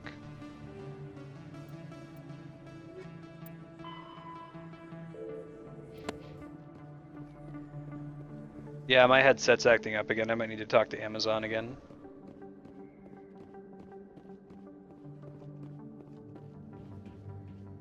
Yeah, there's a lot of inspiration from like Ender's Game. Mass Effect 2 has a huge inspiration from Blade Runner. Omega is a lot like Blade Runner. Commander Shepard, excuse me. I'm Emily Wong. I'm an investigative journalist working here on the Citadel. Could I have a moment of your time? What do you need? I've been hunting for evidence of corruption and organized crime on the Citadel, but there are places I can't go. I was hoping you might share anything you find during your own investigation. I can make So like I said, if I turn her down, it just cuts a quest out of the game. So I'm not going to put that one to a vote. I'd rather there be an extra quest and more things to carry over.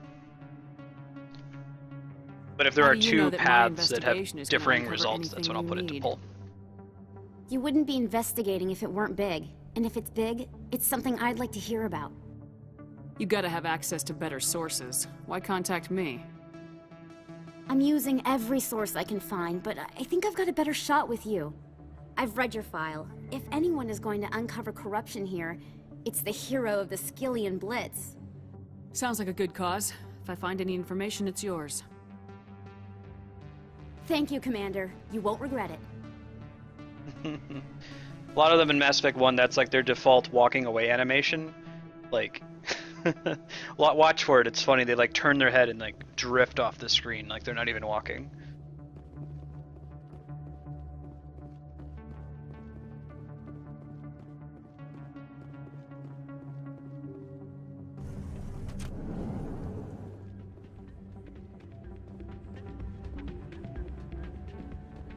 Senatex, welcome. Hey, good to see another human in here.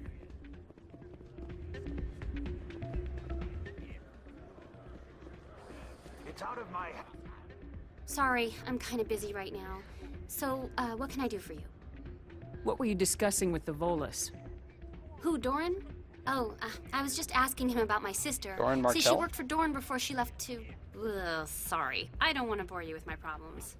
I'm interested to hear what you have to say. Well, okay. My sister Jenna left here to go work at Cora's Den. The problem is, she's working as an informant for CSEC. You know, eavesdropping on the people there. If they find out what she's doing, they'll kill her. Being an informant is a dangerous job. That's what I've been telling her. I don't know. Sometimes I think she stays there just to spite me. Do you know who her contact at CSEC is? No. It's all very secret. Last time I asked an officer, he told me to stay out of it, for Jenna's safety. Maybe I could help her understand just how dangerous Cora's Den is. Would you? That'd be great. Just don't tell her I sent you. Well, I should get back to work before I get in trouble. More side quests. We're not going to play the gambling game because there's no real reason to. I'm waiting for someone else. Although there's some stuff to scan here, so we'll do that at least.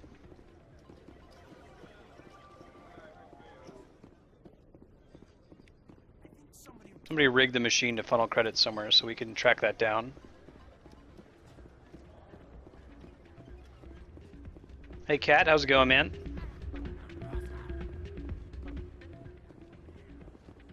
Not a bad place, but it's just not the same as back home. Fudokusu.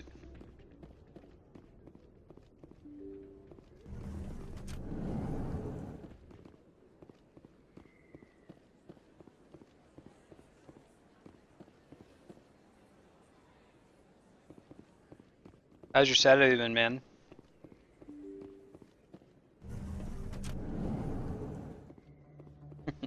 My friend.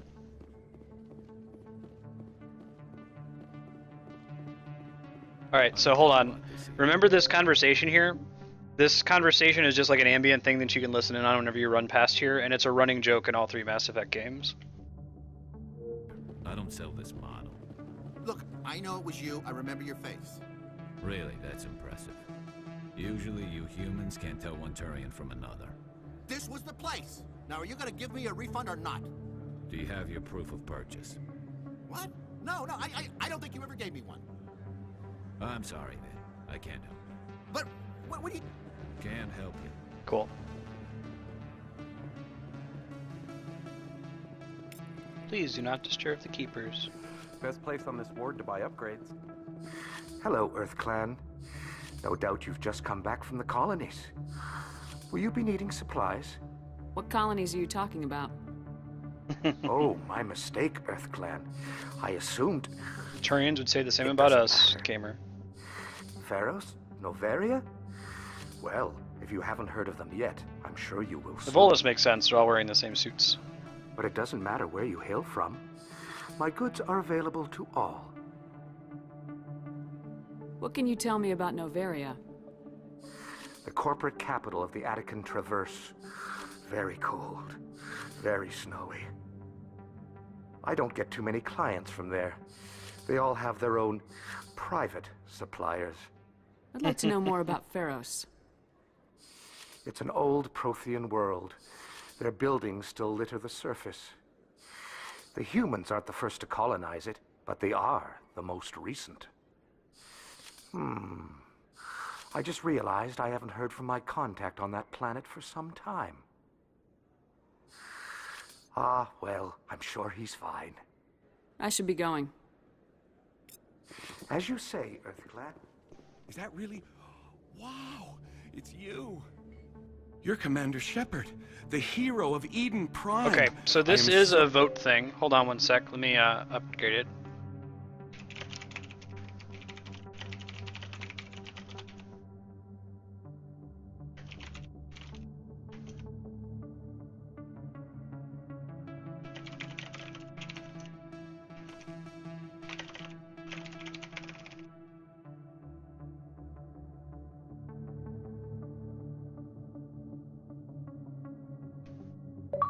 So honored to meet you. Okay, so first of all, I'm not going to pick the option that ends the quest. Like I said, whenever possible, I want to try to keep the quest going. There is a way to tell him to go away forever, and then you never see him again. This is a guy who's like a big Shepard fan, basically. So I can be generally a dick to him, but I'm not going to tell him to go away because I want the quest to carry on. So we'll see what everybody votes for. Or type vote 1 if you want me to be a nice... No, to be a dick to him.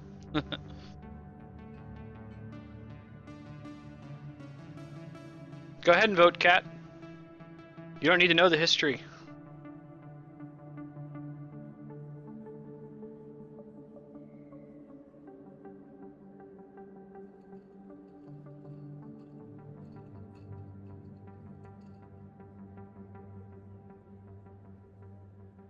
Be nice to him. Nice to meet you. And you are? My name is Conrad. Conrad Werner. They say you killed more than 100 Geth on Eden Prime. Andrea is the one person. Well, Andrea and size 16s were like, be a dick to him. I spent most of my time trying to stay alive and help the colonists. We'll vote the next time we see him. It'll change from time to time. I know you're probably busy, but do you have time for a quick autograph? Anything for a fan. Here. Thanks. I really appreciate it. My wife is going to be so impressed. I'll let you get back to work. Oh, but next time you're on Earth, I'd love to buy you a drink. Thanks again. It's cool. Let me give it. I'll give it 2 minutes next time instead of 1 minute.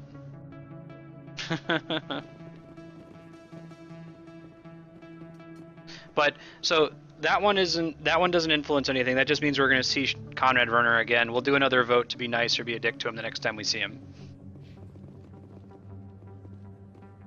Now, just so you guys know, there is a bug. For whatever reason, when you finish talking to him, whether you pick the Paragon or the Renegade option, the game accidentally flags it as both Paragon and Renegade. So every time you see Conrad Werner in Mass Effect 2, he always talks to you as if you renegaded him, even if you didn't actually do that. So if you were playing Mass Effect 2 and you Paragoned him and you were confused at his dialogue, that's why. Hello there. Welcome to Moorland's famous shop. You want many good supplies, yes? Goodbye. Yes, all right then. You need very good supplies, yes? Goodbye.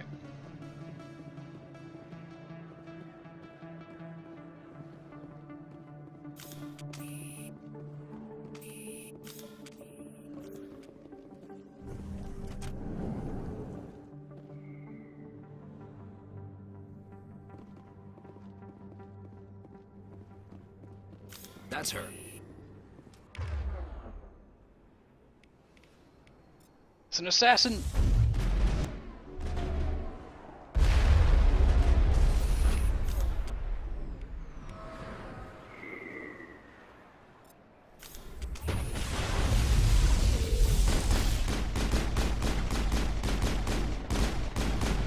Cool.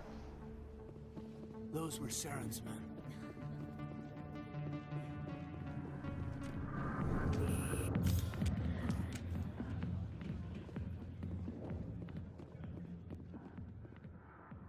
This is something you can do. Yeah, the words music is pretty chill. I like how Shepard just passionlessly sits down there. Hi, I'll be with you in just a sec. I'll wait right here. Why do I get the feeling you're not here to order drinks? I need to talk to you about your work with CSAC. I don't know Yeah, I'm not what you're very... talking about. I'll do that in Now, Mass Effect if you 2 don't and 3 a little mind, bit I more, need to but not get in back this to my one. customers. This isn't a game, Jenna. These people are dangerous. Now you sound like my sister. Why is everyone so concerned about me? I can take care of myself. I need to go. I'm not a stripper. I don't get paid to stand around and look pretty. Charming girl. I'm busy. The other waitresses can help you.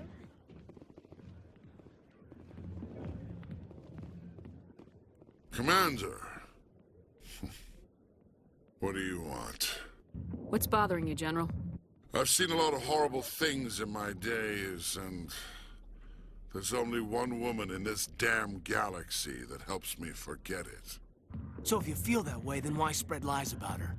'Cause she rejected me. Me! Septimus Oraka, General of the Turian Fleet. So earlier, the stream got interrupted. Basically, my cat knocked something over and I got a stop error, and it took me like 20 minutes to get back online and lost a bunch of momentum. So Mass Effect's going to continue today until 5 o'clock Pacific, and then we're going to start Final Fantasy VII at 5 o'clock and keep playing it until we beat it. I might just skip Emerald Weapon. I think we can get to Sephiroth and beat him in an hour or so. I think I can see But why we'll you're keep running upset, until but it's spreading over. these lies won't make it better. I don't want to lose Mass Look, Effect time. kid, I appreciate what you're trying to do, but don't waste your time. General, did you ever win a battle by moping in a bar? Ha, war. That's what this feels like, all right. How did I let it come to this? So you think it's that easy? Just straighten up and act like a general? I don't think it could hurt. Huh. Maybe you're right, Commander. Shaira's worth the effort. Even if she won't have me back. This is no place for someone of your stature, General. All right. I'll go to her. After I've had a cold shower or two. Say, you're a bright kid. Would you be interested in earning a few extra credits? What do you want me to do? There's an L-Corps diplomat out there who believes Shaira gave up his secrets. Why does he think that? Because I told him. Look, I just need you to convince him of the truth. What makes you think he'll believe me? You'll bring him proof. Take this datapad. It shows where I got my info. It will exonerate Shaira and convince the L-Corps. Who am I taking it to? Oh, we've and met where him. is he? His name is Zaltan. He's an L-Corps diplomat. He's over in the embassies complaining about Shaira. Well, here's to soldiers acting like soldiers. Thanks, Commander. You know, you might make a good general yourself one day. Oh man, I'm Commander Shepard. Hard to imagine a general like that getting so upset about. I got business here, but not with you. Where'd Harkin go? At the bar, maybe?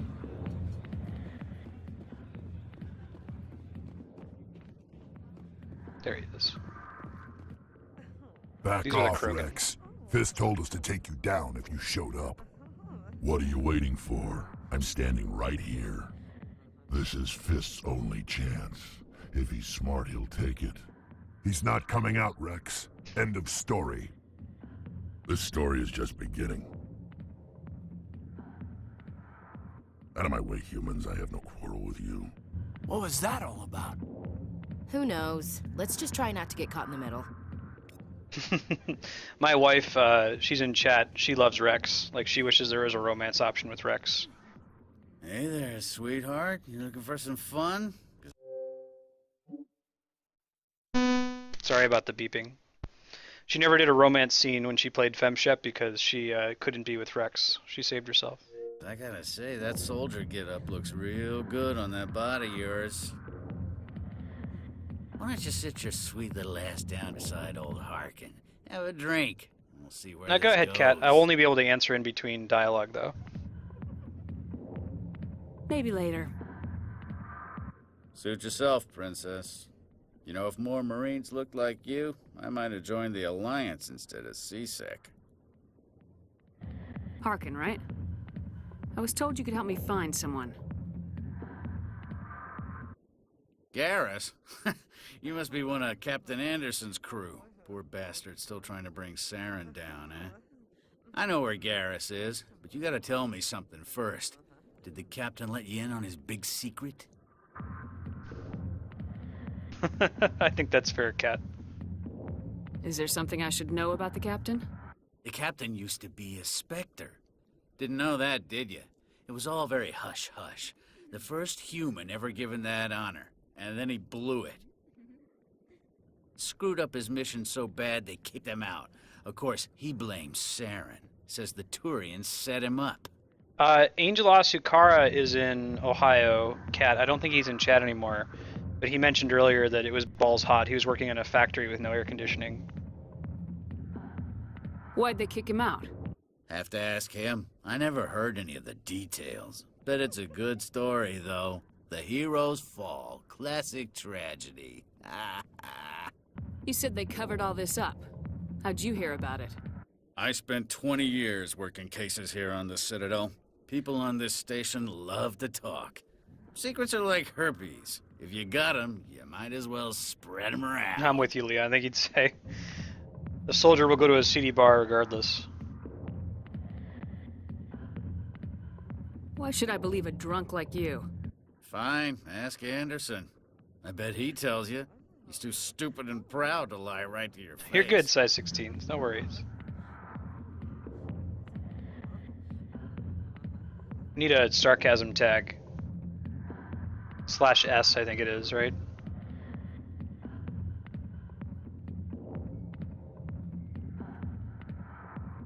You said they covered all this up. How'd you hear about it? I spent 20 years working cases here on the Citadel. People on this station love to talk. Secrets are like herpes. If you got them, you might as well spread them around. One more chance. Tell me where Garrus is. Now. Okay, settle down. He went to speak to Dr. Michelle, over in the med clinic on the other side of the wards. I'm out of here. Yeah, good. Okay, I've decided that our Shepherd doesn't take shit from her crew, and she doesn't take gender shit from people.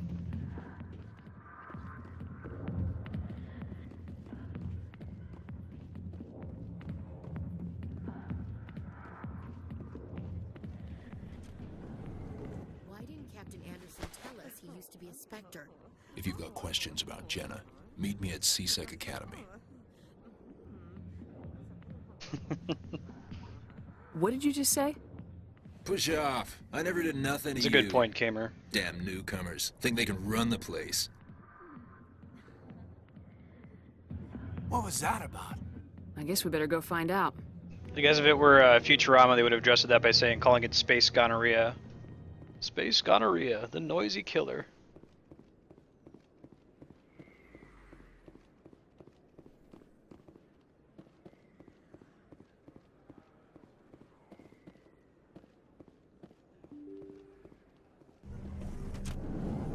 Super space herpes.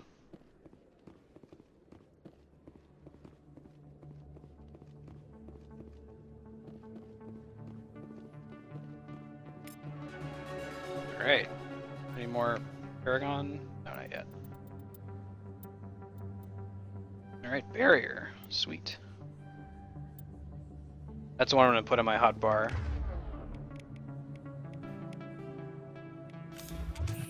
That's pretty good. Get you out of a jam.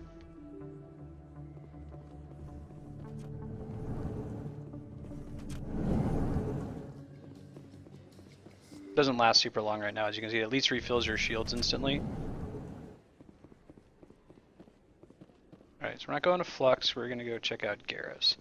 We've already done a vote to confirm that we are going to move Garrus along the path of a Paragon.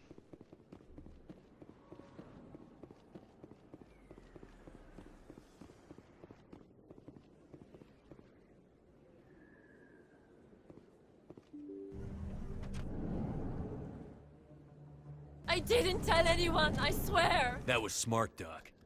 Now if Garrus comes around, you stay smart. Keep your mouth shut or we'll... Who are you? Let her go. It's actually not that frequent, Leon. I think this game does a good job of gender parity. I'm pretty sensitive to that. There's a couple things I don't like. Like, I don't like how the consort is handled, for example, or Matriarch Benezia is kind of a joke.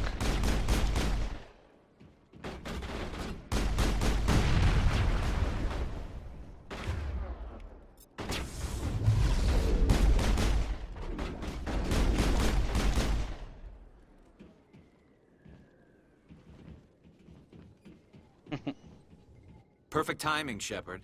Gave me a clear shot at that bastard. What were you thinking? You could have hit the hostage. There wasn't time to think. I just reacted. I didn't mean to... Dr. Michelle, are you hurt? No, I'm okay. Thanks to you. All of you. That's probably it. Harkin's the worst in the whole game. You don't even get a conversation like that as Mel Shepard. I know those men threatened you. You actually end up getting before we can protect you. Right. They work for Feast. They wanted to shut me up, keep me from telling Garrus about the Quarian. Does this have anything to do with the investigation into Saren?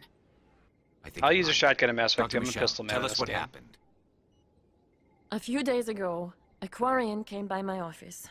She'd been shot, but she wouldn't tell me who did it. I could tell she was scared, probably on the run. She asked me about the Shadow Broker. She wanted to trade information in exchange for a safe place to hide. Where is she now? I put her in contact with Fist. He's an agent for the Shadow Broker. Not anymore. Now he works for Saren. And the Shadow Broker isn't too happy about it. Fist betrayed the Shadow Broker? That's stupid even for him. Saren must have made him quite the offer. That Quarian must have something Saren wants. Something worth crossing the Shadow Broker. Leon, you should tell Trickle Poop that in Mass Effect 3 there's a male character who hits on you pretty hard if you're a male shepherd. So at least they have a balance there. What else can you tell me about the Quarian? I'm not sure. Like I said, she wanted to trade information for a place to hide. She didn't... Wait a minute. Geth. Her information had something to do with the Geth. She must be able to link Saren to the Geth. There is no way the Council can ignore this. Time we paid Fist a visit. This is your show, Shepard. But I want to bring Saren down as much as you do. I'm coming with you. You're a Turian. Why do you want to bring him down? I couldn't find the proof I needed in my Very good. investigation, but I knew what was really going on. Saren is a traitor to the Council and a disgrace to my people. Can you imagine not getting Garrus in your party? Welcome aboard, Garrus. You know, we aren't the only ones going after Fist. The Shadow Broker hired a Krogan bounty hunter named Wrex to take him out. Yeah, we saw him in the bar. That's a good deal, Leon. I agree. A Krogan might come in Hey, Blue handy. Dragon, welcome. Last I heard, he was at the CSEC Academy. What's he doing there? Fist accused him of making threats. We brought Wrex in for a little talk. If you hurry, you can catch him at the Academy before he leaves. Move out. Alright. Got another one here. One sec.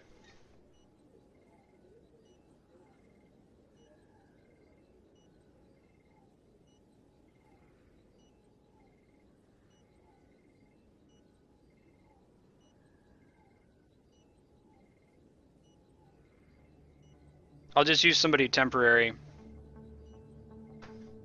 What party members should we use as the pull? 1 is Caden and Ashley. 2 is Caden and Wrex. 3 is Caden and Garrus. 4 is Ashley and Wrex. 5 is Ashley and Garrus. And 6 is Wrex and Garrus.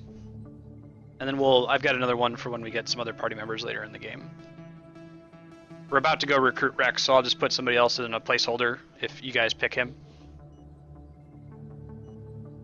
And I've got a 3-minute timer running, so while that's running, I'm just going to run to the restroom real quick and feed the cats so that they stop, like, trying to break my computer.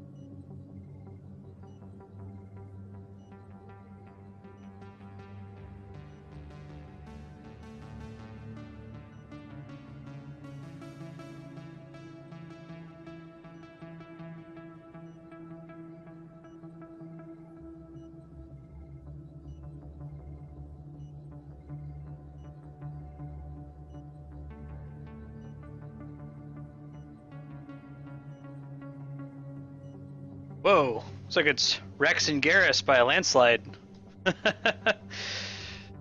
See what people don't like? Okay, cool. Dream team. Wrex and Garrus, I think, is actually the most common team. We'll just use Caden for now.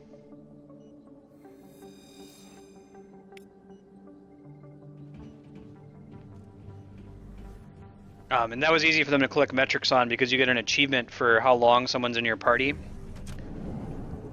So they could tell, like, on everyone's first playthrough, how many people got the Garrus achievement, how many people got the Wrex achievement.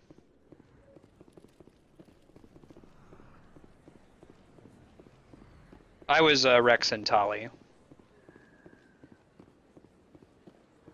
Tali's my favorite. Don't kid yourself. Oh, the Ascension. Look how huge it is. I got a tour. 500 to see the Ascension from the inside out. Really? Took almost 6 hours and we only saw 1/10 of the ship. So we're gonna re-poll again when we get there's 2 more party members you saw in silhouette there. When we recruit them, we'll do another poll to see if anyone wants to change who we've got, but this is what we're running with right now.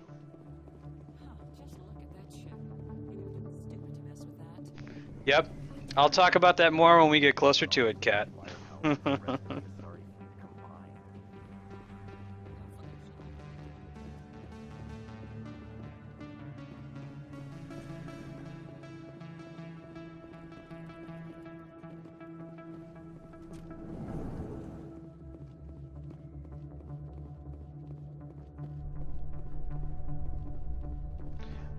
So I'm not using sphere points for this burner because it would take a lot longer to explain to a newcomer. I have used sphere points to allow people to override a vote with bidding. So like we used sphere points to name Shepard. Her name is Barbie. That was by sphere point bid since there wasn't like choices for people to vote from. But for right now, I'm not having sphere points be spent on this unless if someone wants to like call for a recount or something.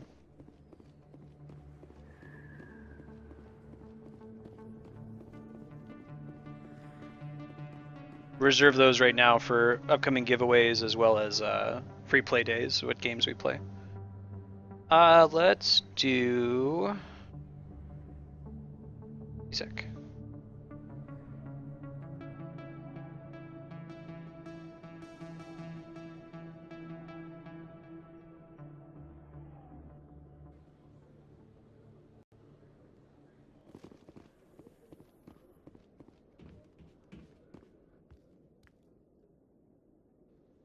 Witnesses saw you making threats in Fist's bar. Stay away from him. I don't take orders from you. This is your only warning, Wrex. You should warn Fist. I will kill him. You want me to arrest you? I want you to try.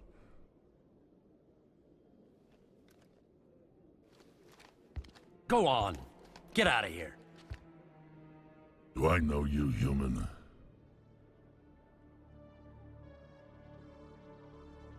You will. My name's Shepard. I'm going after Fist. Thought you might want to come along. Shepard. Commander Shepard. I've heard a lot about you. We're both warriors, Shepard. So, real quick, because of you guys' party decision, your Fist decision might be influenced a little bit. But yeah, go ahead and pick. Out of respect, I'll give you fair warning. I'm going to kill Fist. Fist knows you're coming. We'll have a better chance if we all work together. My people have a saying. Seek the enemy of your enemy, and you will find a friend. Glad to have you on the team, Wrex. Let's go. I hate to keep Fist waiting.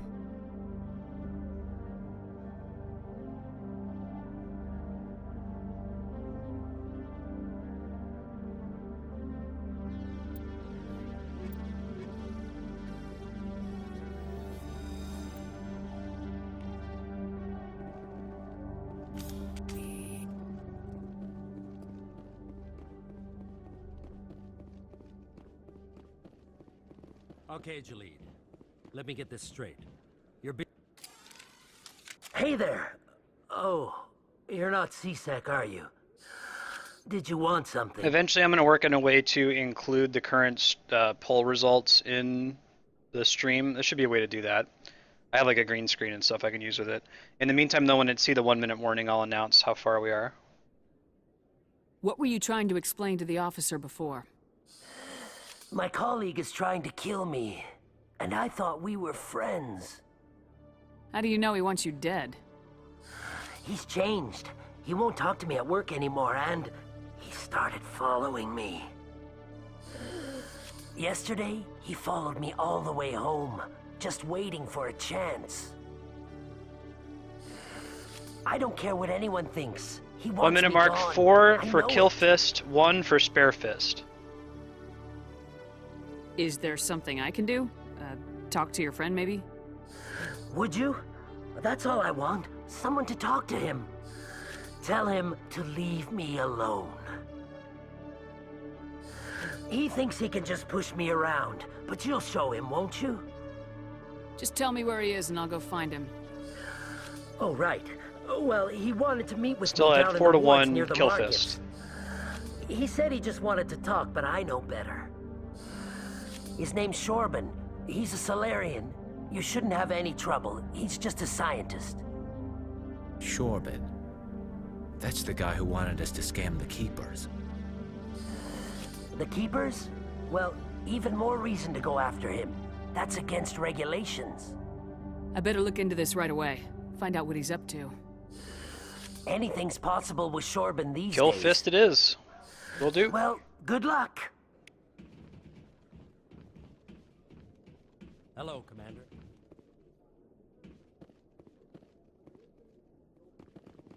Detective Chelik, come into my office.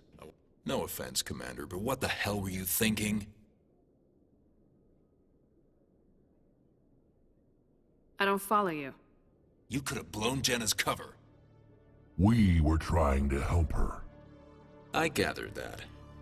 It might seem cold letting her take all the risk, but we're keeping a close eye on her. Do you really need to risk her life to get the information you want? This job isn't easy and it's usually unpleasant. I'll take help anywhere I can find it. But since you're so concerned with her safety, maybe there's a way we can help each other. It's nice to see you're still working all the angles, Chelik. As part of the job. Now are you gonna help me or not? Shit, I don't have enough yet. I probably should have waited to come talk to him. I'll help you, but I need some details. I'm trying to track down an illegal arms producer. I just need some of their product.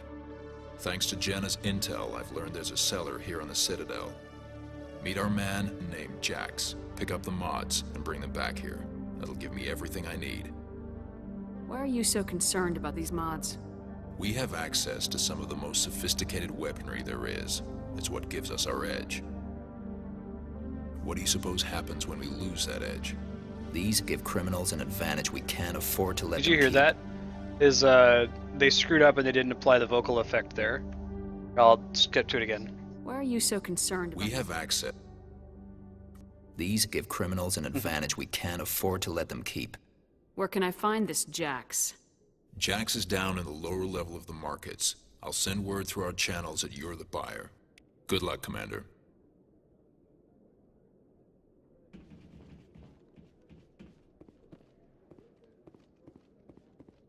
Is this hackable? Might be later than it is. I used to have an office here. Spend half my time doing paperwork.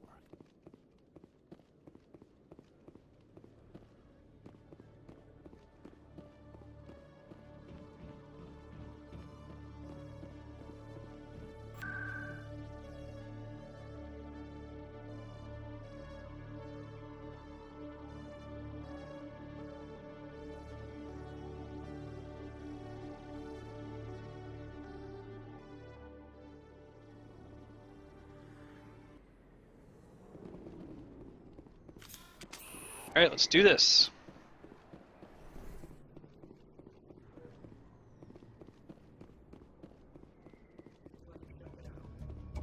Let me level them up real quick.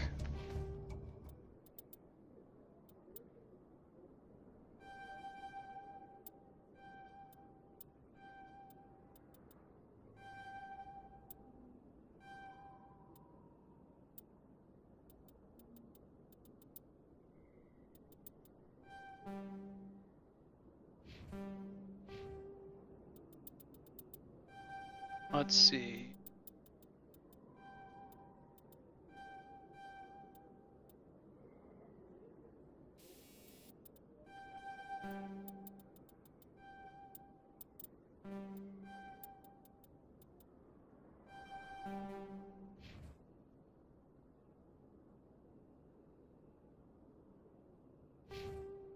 Pinnacle of Charm? What do you mean?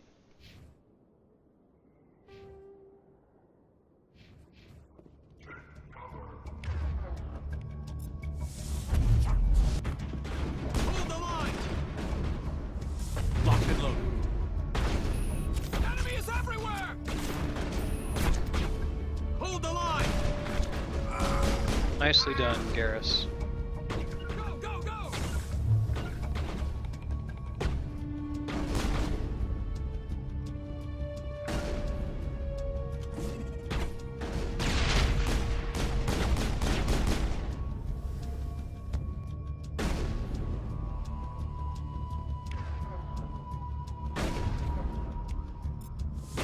Hold the line! Shield disabled. Enemy is everywhere! Enemy is everywhere! I mean, I'm not gonna get any more Paragon because everyone is having me kill people. I think it's been about 50-50. We're moving Garrus along the Paragon path. That's Paragon. Lost shield. That's correct, you do. I think we'll be okay. I'm still getting a decent amount of Paragon along the way. If I miss out on it, then hey, that's on the stream.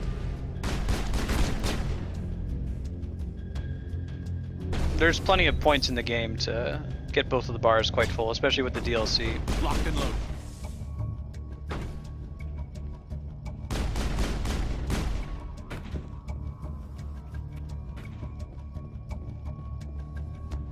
Hold the line!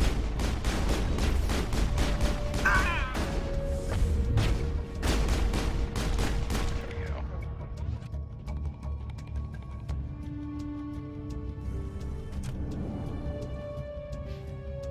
We can start giving her points and Intimidate too.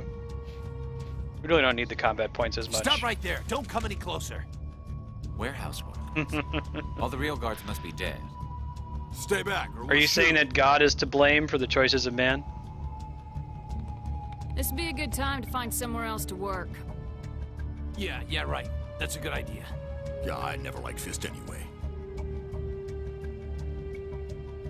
It would have been quicker to just kill them. Shooting people isn't always the answer. There you go, Garrus. It's already learning.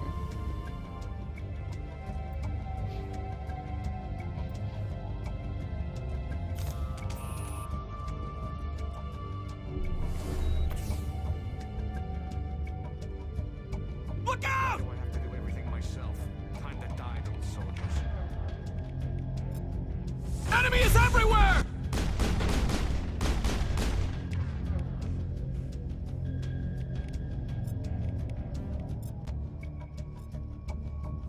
Look out!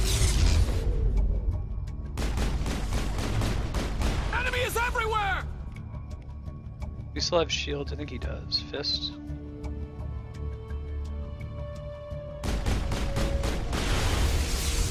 Cool. Wait! Don't Hey, kill me, I D-Rock, so we surrender. voted to kill Fist. Tell me where the Quarian is, and I won't have to shoot you in the kneecaps. She's not here. I don't know where she is. That's the truth. He's no use to you now. Let me kill him. Wait. I don't know where the Quarian is, but I know where you can find her. The Quarian isn't here. Said she'd only deal with the Shadow Broker himself. Face to face? Impossible. Even I was hired through an agent. Anyone else think Fist looks like Vanilla Ice? Nobody meets the Shadow Broker. Ever. Even I don't know his true identity. But she didn't know that. I told her I'd set a meeting up. But when she shows up, it'll be Saren's men waiting. No, D-Rock, I had a disconnect, like my computer crashed and I was out for like 20-30 minutes. So I'm continuing Mass Effect until 5 p.m. And then we'll do Final Fantasy VII until we beat it. Tell me where that meeting is before I blow your lying head off. Here on the wards, the back alley by the markets. She's supposed to meet them right now. You can make it if you hurry. I didn't have to do anything. What are you doing? The Shadow Broker paid me to kill him. I don't leave jobs half done.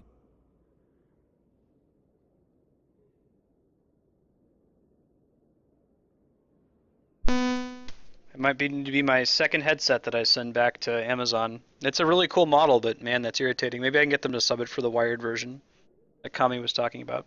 So as you see, the fact that you included Wrex in the party, Wrex is going to shoot him no matter what. But because you said shoot him, I'll go ahead and pick the Renegade options.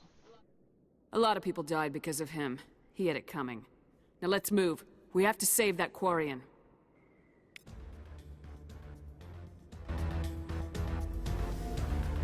You're good, D-Rock. Check it on YouTube. Catch up. We'll play it next week.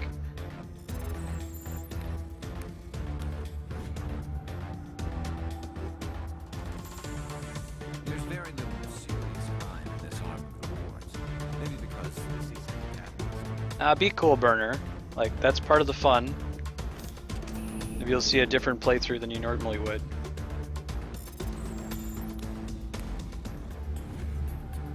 We all love each other here. We're all friends. Alright. Where is...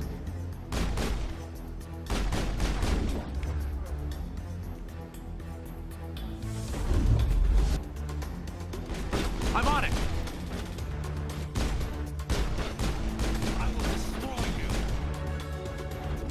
Say, D-Rock, there's a lot of new characters and stuff that's kind of interesting, but you didn't miss anything of, like, super critical plot importance. Not yet, anyway. I think you can catch up.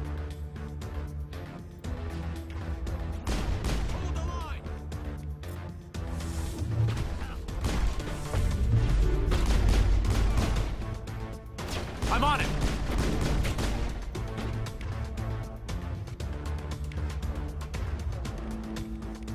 See, I can do pausing and have them both attack people like that.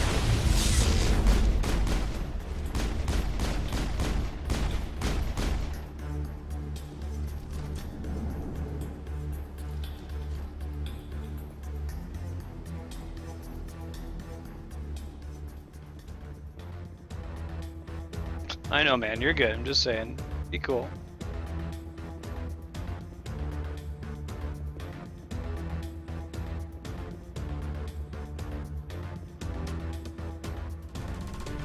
Hey, buddy, chill.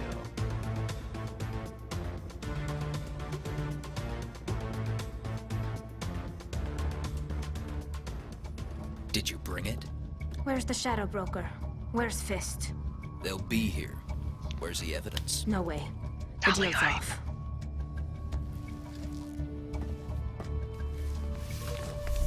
Oh my god, when my wife played this, she was so mean to Tali, like, which to me is almost off limits. It's not okay to be mean to Tali.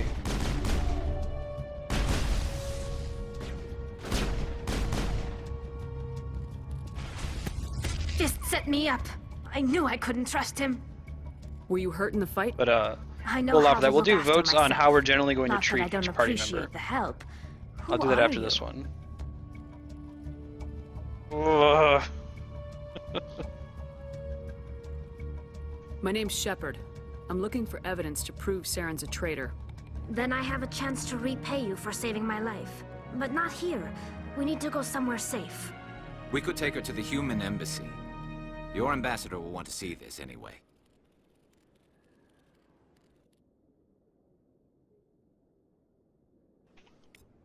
You're not making my life easy, Shepard. Firefights in the wards, an all-out assault on Korra's den. Do you know how many...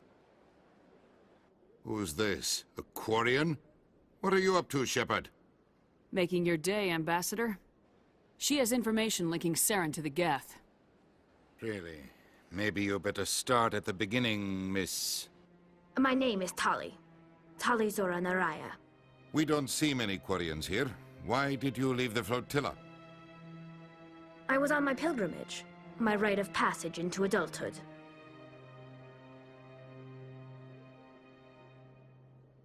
I've never heard of this before. It is a tradition among my people.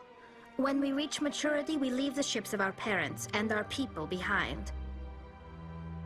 Alone we search the stars, only returning to the flotilla once we have discovered something of value. In this way, we prove ourselves worthy of adulthood. So I just put up another poll. This one is, how do we want to treat Wrex? A vote of 1 is to treat him politely, a vote of 2 is to treat him ruthlessly. And I'll take a similar vote for all of the party members. We already have, Garrus is going to be Paragon. We haven't decided Caden, Ashley, or Tali. What kinds of things do you look for? It could be resources like food or fuel, or some type of useful technology, or even knowledge that will make life easier on the flotilla. Through our pilgrimage, we prove that we will contribute to the community, rather than being a burden on our limited resources. Tell us what you found. During my travels, I began hearing reports of Geth. It's 1 to 1 right now. My people Polite into versus exile. ruthless. The Geth have never ventured beyond the Veil. I was curious. I tracked a patrol of Geth to an uncharted world. I waited for one to become separated from its unit. Then I disabled it and removed its memory core. I thought the Geth fried their memory cores when they died. Some kind of defense mechanism. How did you manage to preserve the memory core? My people created the Geth. If you're quick, careful, and lucky, small caches of data can sometimes be saved. Most of the core was wiped clean, but I salvaged something from its audio banks. Eden Prime was a major victory. The beacon has brought us one step closer to finding the conduit. That's Saren's voice. This proves he was involved in the attack. He said Eden Prime brought him one step closer to finding the conduit. Any idea what that means? The conduit must have something to do with the beacon. Maybe it's some kind of Prothean technology. Like a weapon. Wait, there's more. Saren wasn't working alone. Eden Prime was a major victory. The beacon has brought us one step closer to finding the conduit. And one step closer to the return of the Reapers. I don't recognize that other voice, the one talking about Reapers. Are they some kind of new alien species? According to the memory core, the Reapers were a hyper-advanced machine race that existed 50,000 years ago. The Reapers hunted the Protheans to total extinction, and then they vanished. At least, that's what the Geth believe. Sounds a little far-fetched. The vision on Eden Prime. I understand it now. I saw the Protheans being wiped out by the Reapers. The Geth revere the Reapers as gods, the pinnacle of non-organic life, and they believe Saren knows how to bring the Reapers back. The Council is just going to love this.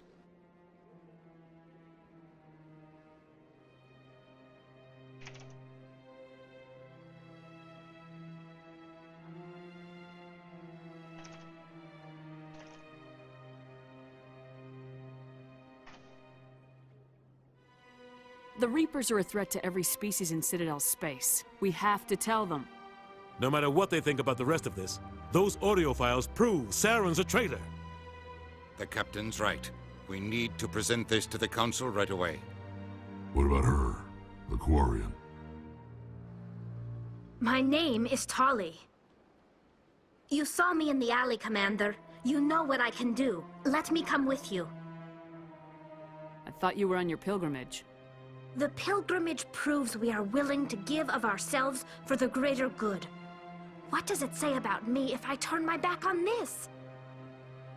Saren is a danger to the entire galaxy. My pilgrimage can wait. I'll take all the help I can get. Thanks. You won't regret Ooh. this. Anderson and I will go ahead to get things ready with the Council. Take a few minutes to collect yourself, then meet us in the Alright, we're gonna do a vote for Tali now. I'm gonna keep this party for a second. We might bring Tali in though after I do another vote. Sec.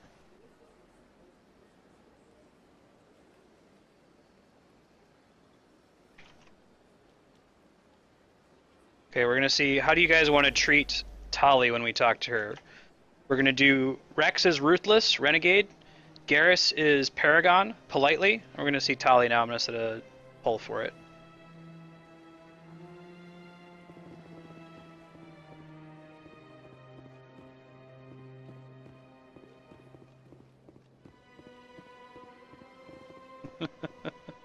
No, Andrea.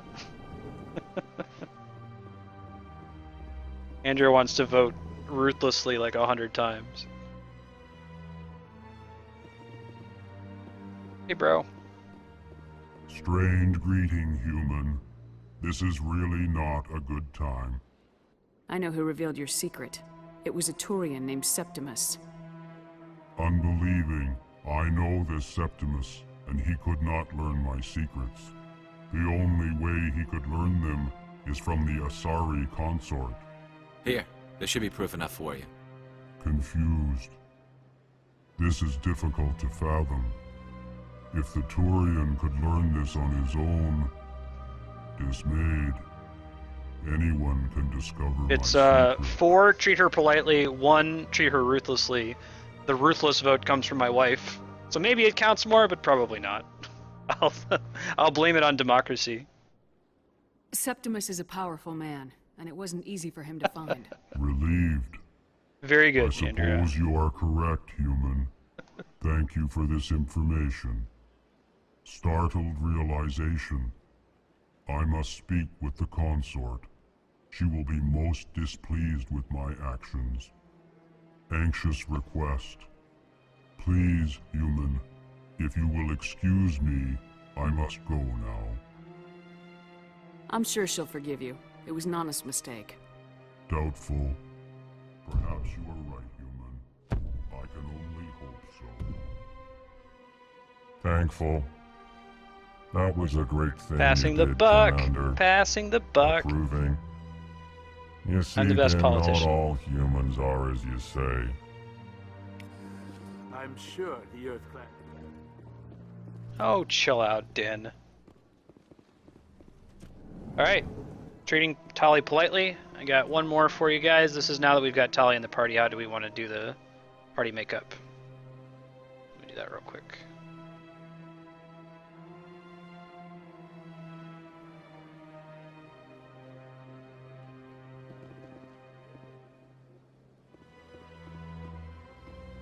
I'm gonna let this one run for like 5 minutes. This is the party makeup for now, and then I might consider like re-polling on that at the start of each session. This one will be effective for the next section though, since we're almost over today. Excuse me, Commander Shepard. Could you spare a moment of your time? Commander Shepard, my name is Samesh Bhatia. Forgive the intrusion, but I have nowhere else to turn. It's no trouble. What can I do for you? My wife was a Marine. She was in the 212 on Eden Prime. I've requested that my wife's body be returned to me for cremation, but the military has refused my request. Why did they refuse your request? There's got to be some reason. I don't know. All I know is that they have declared it impossible for my wife to be returned to me. There's no reason for your wife's body to be held like this. Just wait here. The man in charge of my case is Mr. Bosker. When I last saw him, he was in the expensive bar over there. Thank you for your time. I just want to give my wife a proper funeral, and the respect she deserves. If you want the to affect the party comp, now's your chance to vote. A vote of 1 is for Caden and Ashley, 2 Caden and Wrex, 3 Caden and Garrus, 4 Ashley and Wrex, 5 Ashley and Garrus, 6 Wrex and Garrus, 7 Tali and Caden, 8 Tali and Ashley, 9 Tali and Wrex, and 10 Tali and Garrus. You can check in chat as well. You got another 3 minutes or so, and then we'll do the Samesh Bhatia vote. Commander Shepard, I didn't expect to see you here. Did Ambassador Udina send you? Have we met before? No, but I know you well enough. I'm Executor Palin, head of CSEC. It's my job to know when someone like you arrives on the Citadel. Was there something you needed, Commander? I get So the feeling Tali you're not Wrex too 3, fond of Wrex Garrus humans. 1. No, I just don't trust your kind. Not yet. You humans are eager to take all the power you can get, and you're being given a lot. If the Council wants to make humanity their new favorite pet, that's their business. But I don't have to like it. I get the feeling you're not too fond of humans. No, I just don't trust your kind. Not yet. You humans are eager to take all the power you can get, and Thanks, you're being T-Rock. given a lot. If the Council wants to make humanity their new favorite pet, that's their business. But I don't have to like it. What do you know about the Spectres? They're the right hand of the Council, or so they like to be called. More like the underhanded side of the Council. What do you have against the Spectres? I can't abide any organization that considers itself above the law. Especially when it's left up to each individual Spectre to decide when and how to bend the rules. Tell me about CSEC. CSEC provides necessary police and security services throughout the Citadel. We're a civilian government agency, though many of our members have had military training. Of course, as the CSEC representative to the Council, I spend most of my time liaising between He sits up all proud when he says that. Tell me about your investigation into Saren. Sorry, Commander. I don't make a habit of giving out details about ongoing investigations. I'll be going now. Goodbye, Commander. Headset beep. My goodness, you're Commander Shepard. Your activities made for quite a briefing in the Diplomatic Corps. Is there something I can do to assist you?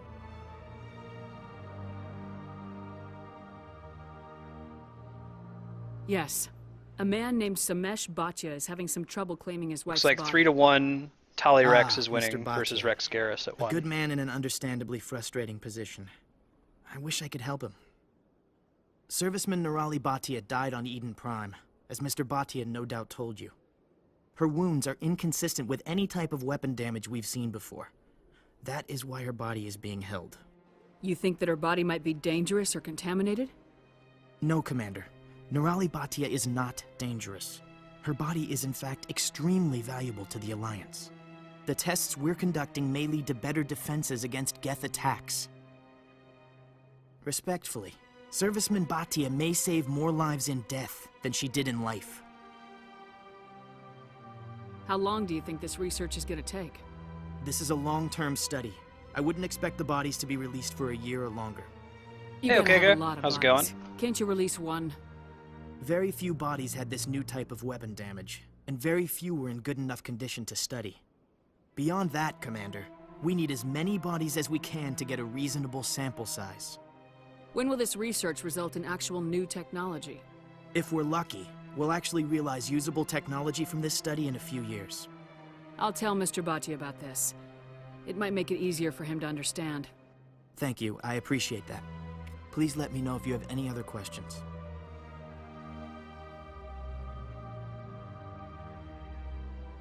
Alright, so what should we do with Samesh's body, Samesh's wife's body? 1, keep it for scientific study. 2, return it to Samesh, so he can bury it. I don't have time to talk now. I'm very busy. This place seems strange. Wish there were more humans. Oh, and let me, actually, I don't know if I can switch. I'll do it next time I can switch squads. We'll have that be effective for tomorrow. Currently, it's keep it for scientific study 2, return it to Samesh 1.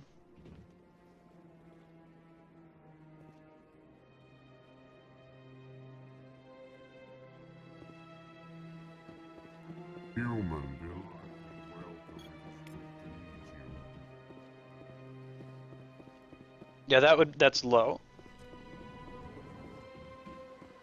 It's inverted now. Goes up to rank 1.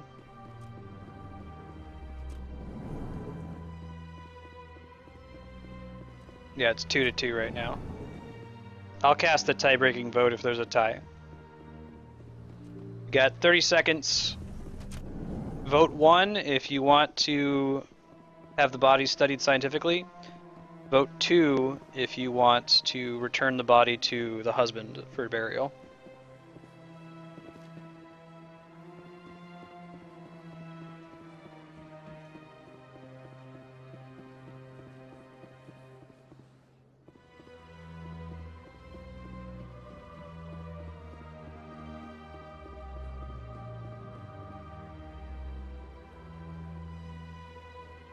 Alright, I'll cast a tie-breaking broke. Hello, Commander. Has any progress been made with Mr. Bosker? Will he return my wife's body? It's not as simple as I'd hoped. The military needs your This wife's one's nice body because it's for not Paragon important versus tests. Renegade. You can use Paragon or Tests? Renegade to They're pick holding either my wife's decision. body for tests. My wife served the Alliance faithfully. She gave her life for humanity. And this is how they repay her. It was 2-2, but I'll cast the deciding vote in a tie. Mr. Botcha, your wife died defending humanity. We still need her help. What right does the military have to hold her body? She's already given her life. She died a hero, Mr. Botcha. And now she has a chance to save even more lives. It doesn't matter. She's dead. I just want her to come home. I miss her so much. Let them run their tests. Let my wife save lives so that others are spared the loss I feel today. Goodbye. Thank you for finding me answers. There goes the head turn, walk away. Yeah, it doesn't, Leon. I gotta mess around with the bot a little bit more. This is my first time actually using the stream polling more than like once. Alright, so we want to go to Citadel Tower now. The song coming up is really good.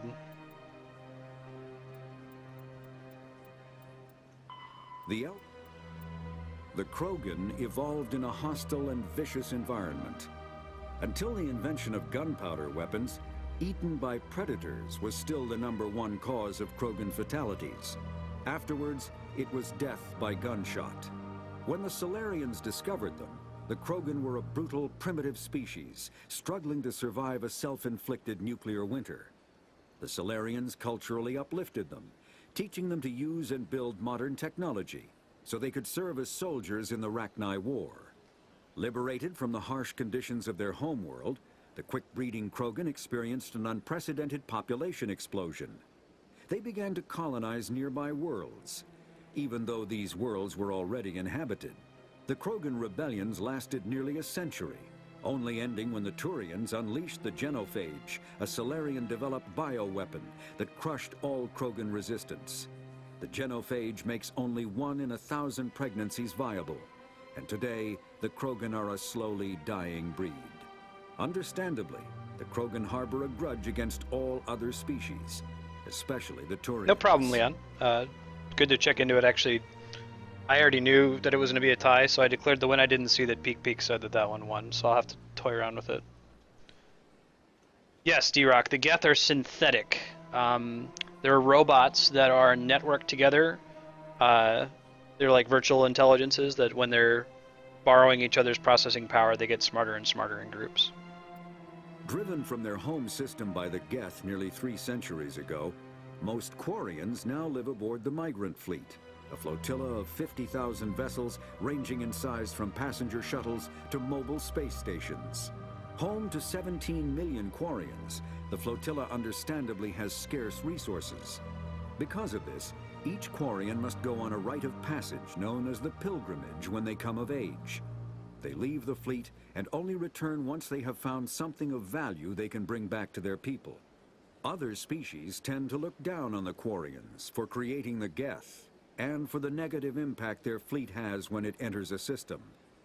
This has led to many myths and rumors about the Quarians, including the belief that underneath their clothes and breathing masks, they are actually cybernetic creatures, a combination of organic and synthetic The Quarians parts. are one of my favorite races.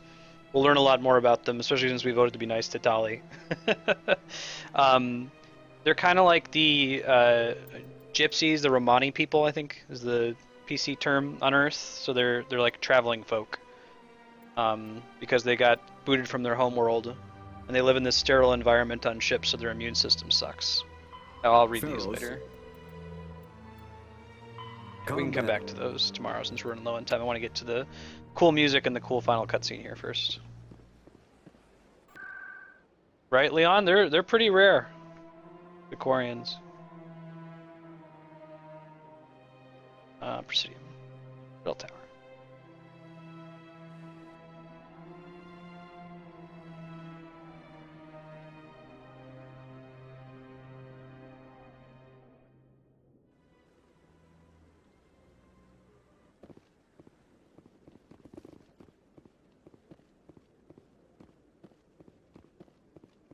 Come on. Udine is presenting the Quarians' evidence to the Council. Eden Prime was a major victory. beacon has brought us one step closer to finding the conduit. And one step closer to the return of the Reapers. You wanted proof? There it is. This evidence is irrefutable, Ambassador. Saren will be stripped of his Spectre status, and all efforts will be made to bring him in to answer for his crimes. I recognize the other voice, the one speaking with Saren. Matriarch Benezia. Who is she? Matriarchs are powerful Asari who have entered the final stage of their lives. Revered for their wisdom and experience, they serve as guides and mentors to my people. Matriarch Benezia is a powerful biotic, and she had many followers. She will make a formidable ally for Saren. I'm more interested in the Reapers. What do you know about them? Only what was extracted from the Geth's memory core. The Reapers were an ancient race of machines that wiped out the Protheans. Then they vanished. We'll do D-Rock if we get one. Yeah, Benezia is, what's her nuts from Star Trek Next Generation, Betazoid. Blanking on her name. The Geth believe the Reapers are gods, and Saren is the prophet for their return. We think the conduit is the key to bringing them back. Saren's searching for it. That's why he attacked Eden Prime. Do we even know what this conduit is? Saren thinks it can bring back the Reapers. That's bad enough. Listen to what you're saying. Saren wants to bring back the machines that wiped out all life in the galaxy? Impossible. It has to be. Where did the Reapers go? Why did they vanish? How come we found no trace of their existence? If they were real, we'd have found something. I tried to warn you about Saren and you refused to face the truth. Don't make the same mistake again. This is different. You proved Saren betrayed the Council. We all agree he's using the Geth to search for the conduit, but we don't really know why. The Reapers are obviously just a myth, Commander. A convenient lie to cover Saren's true purpose. A legend he is using to bend the Geth to his will. 50,000 years ago, the Reapers wiped out all galactic civilization. If Saren finds the conduit, it will happen again. Saren is a rogue agent on the run for his life. He no longer has the rights or resources of a Spectre. The Council has stripped him of his position. That is not good enough. You know he's hiding somewhere in the Traverse. Send your fleet in! A fleet cannot track down one man. A Citadel fleet could secure the entire region, keep the Geth from attacking any more of our colonies. Or it could trigger a war with the Terminus systems. We won't be dragged into a galactic confrontation over a few dozen human colonies. Every time humanity asks for help, you ignore us. Shepard's right. I'm sick of this council and its anti-human bull. Ambassador, there is another solution. A way to stop Saren that does not require fleets or armies. No, it's too soon. Humanity is not ready for the responsibilities that come with joining the Spectres. You don't have to send a fleet into the Traverse, and the Ambassador gets his human Spectre. Everybody's happy.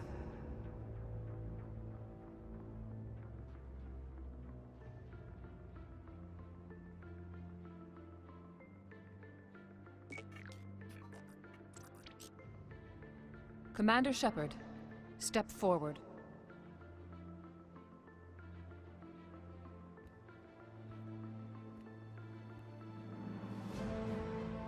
Song is called Spectre Induction.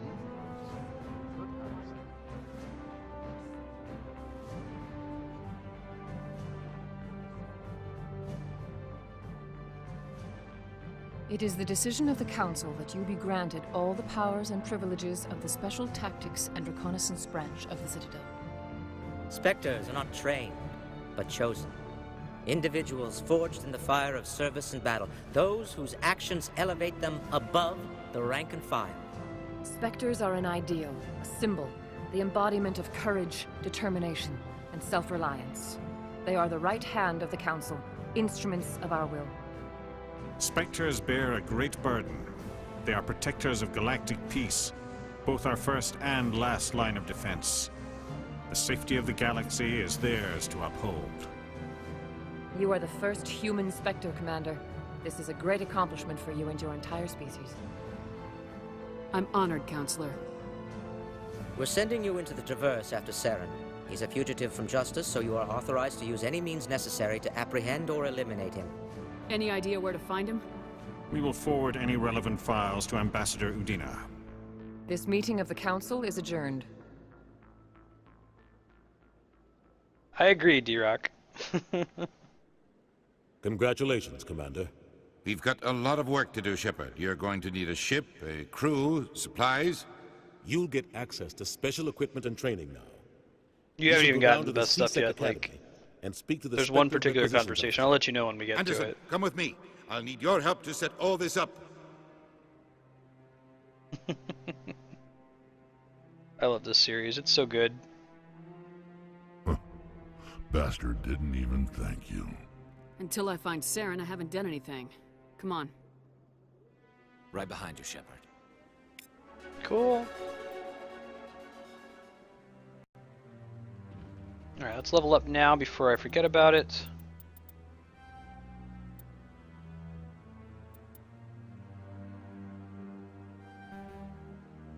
And we'll save. You could probably get it pretty cheap on Steam. It is a PC game as well. I'm only playing it on Xbox because I already have all the DLC on here. Alright, we already fed the cats, so we can just get right into Final Fantasy VII. Give me one sec to turn off the Elgato, though, and all that fun stuff.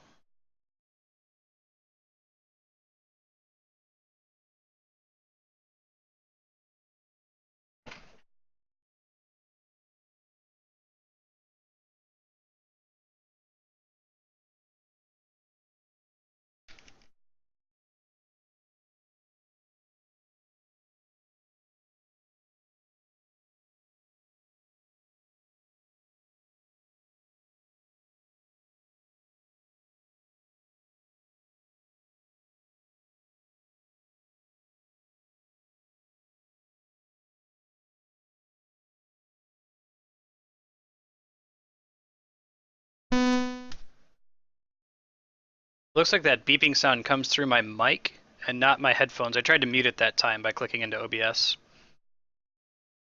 But now that I know what causes it, I think I can stop you guys from hearing the annoying beep when it cuts out. I forget, D-Rock, do you have any consoles?